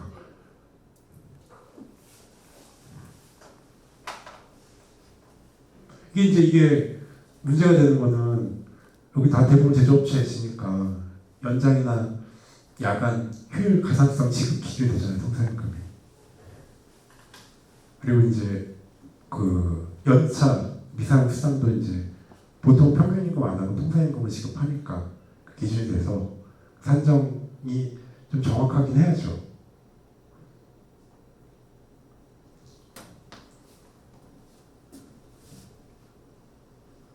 혹시 이해가 되셨을 거라고 생각하고, 저는 굳이 선생님들이 다 이해를 안 하셔도 된다고 생각해요. 이해를 하실 거면 너무 다시 물어보시지. 이번에 퇴직금 중간 정산을 한 명 했거든요. 아, 네. 근데 아까 선생님 말씀하셨듯이 가불이 좀 있었어요. 네. 그래서 그거를 본인이 원해서 그 가불금만큼은 공제를 하고 나머지만 보내달라 그래서 했거든요. 그거는 이제 만약에 그 근로자 본인의 자유로운 그 의사 표시에 의한 한계라고 하면 그건 가능해요. 일반적으로 너 나한테 줄 돈 있으니까 까고 죽겠다 그러면 안 되는 거죠. 본인이 원해. 네. 그런 건데 다 확인을 받아주셔야 돼요. 네. 그리고 갑을 했던 그 자료, 그다음 본인이 그걸 공제하고 달라고 했었다는 그런 거를 받아주셔야 돼요. 네. 임금 영수세요? 예, 고용노동. 고용노동부요? 네네네. 하거든요. 네. 그래서 그 수습 기간 안에 이제 어떤 그 평가를 하는데 그 평가 결과가 좀 굉장히 안 좋고 뭐 면접 때는 괜찮았지만 실제로 일을 시켜보니까 능력이 너무 떨어지고 네. 같이 일할 수 없는 수준이다라고 네. 했을 때 더 이상 이제 수습 기간을 이내에 이제 더 일을 할 수 없으니까 네. 그런 거에 대한 얘기를 할 때 법적으로 좀 검토해야 되는 그런 항목들이 있을까요? 아예 수습 기간만 딱 3개월만 그러고 만약에 부적격 시에는 네네. 계약 해지할 수 있다 이렇게 쓰신 거죠. 네네. 대부분 그렇게 쓰거든요, 그죠? 근데 그 요거에 대해서 말씀드리면 이렇게 어려운 얘기를 법률 용어로 비전형 근로계약이라고 해요. 비전형 아실 필요 없고 그러니까 통상적인 근로계약은 아닌데 근로 시용이 있어요, 시용. 수습 시용은 대부분 그냥 뭐 구분 안 실무적으로 그렇거든요. 일단 이런 거예요. 지금 선생님 말씀하셨던. 네네. 근데 그런 경우라고 하더라도 근로관계 형성됐기 때문에 수습 그 본채용을 하지 않겠다고 하는 건 해고로 봐요. 해고로 보는데 이제 보통의 그런 수습 기간 두지 않은 일반적인 근로계약 체결했을 때 해고하는 것보다는 사용자에게 폭넓은 그런 사유를 인정해 주긴 해요. 왜냐면 이거는 통상적인 그런 건 아니기 때문에. 그래서 예를 들면 뭐 이 본채용 거부 사유가 뭐 객관적 평가에 의하고 회사에 그렇게 보통 다들 하여튼 모든 평가에 따른 근로계약 종료에 그 법원의 입장 거거든요. 객관적 기준이 있었는지 공정한 평가 과정을 거쳤는지 그런 걸 보고 이 수습에서 본채용을 거부한 거는 정당한지 부정당한지 보게 되거든요. 본인이 그거에 대해서 인정할 수 없다라고 하면은 어떤 뭐 다툴 수 있어요. 다툴 수 있는 여지가 있는 거죠. 그렇죠. 노동위원회에 부당해고 구제 신청을 할 수 있어요. 근데 그게 구제 신청한다고 다 부당한 해고라고 볼 수는 없는 거 아니에요. 그죠. 예. 근데 이제 사업주 입장에서는 자꾸 그런 거에 관해서 다툼되는 것 자체를 그렇죠. 좋아하지 예. 않기 때문에 맞아요. 웬만하면 원만히 해결을 하려고 하는데 맞아요. 그게 또 쉽지는 않으니까. 예, 예. 예. 근데 약간 이 다른 동종 업종에서 수습 관련한 그 수습 기간 이후에 본채용 여부를 결정하는 평가 기준 같은 거 그런 걸 좀 가지고 계셔야 될 것 같아요. 그런 게 없이 하면은 노동위원회 같은 데는 이거 도대체 무슨 기준으로 본채용 거부한 거지? 라고 뭐 평가 기준은 이제 돼 있고 그에 따라 절차도. 주별로 이제 평가는 하게끔 예. 되거든요. 그런 게 이제 공정한 기준이거나 혹은 객관적 기준이거나 아니면 공정한 절차를 거쳤다고 하면 폭넓게 인정하니까 보통의 근로자를 해고하는 거랑 다르게 보거든요. 폭넓게 어쨌든 인정됐다고 보니까 예. 어쨌든 해고는 해고로 본다. 네. 네. 네네.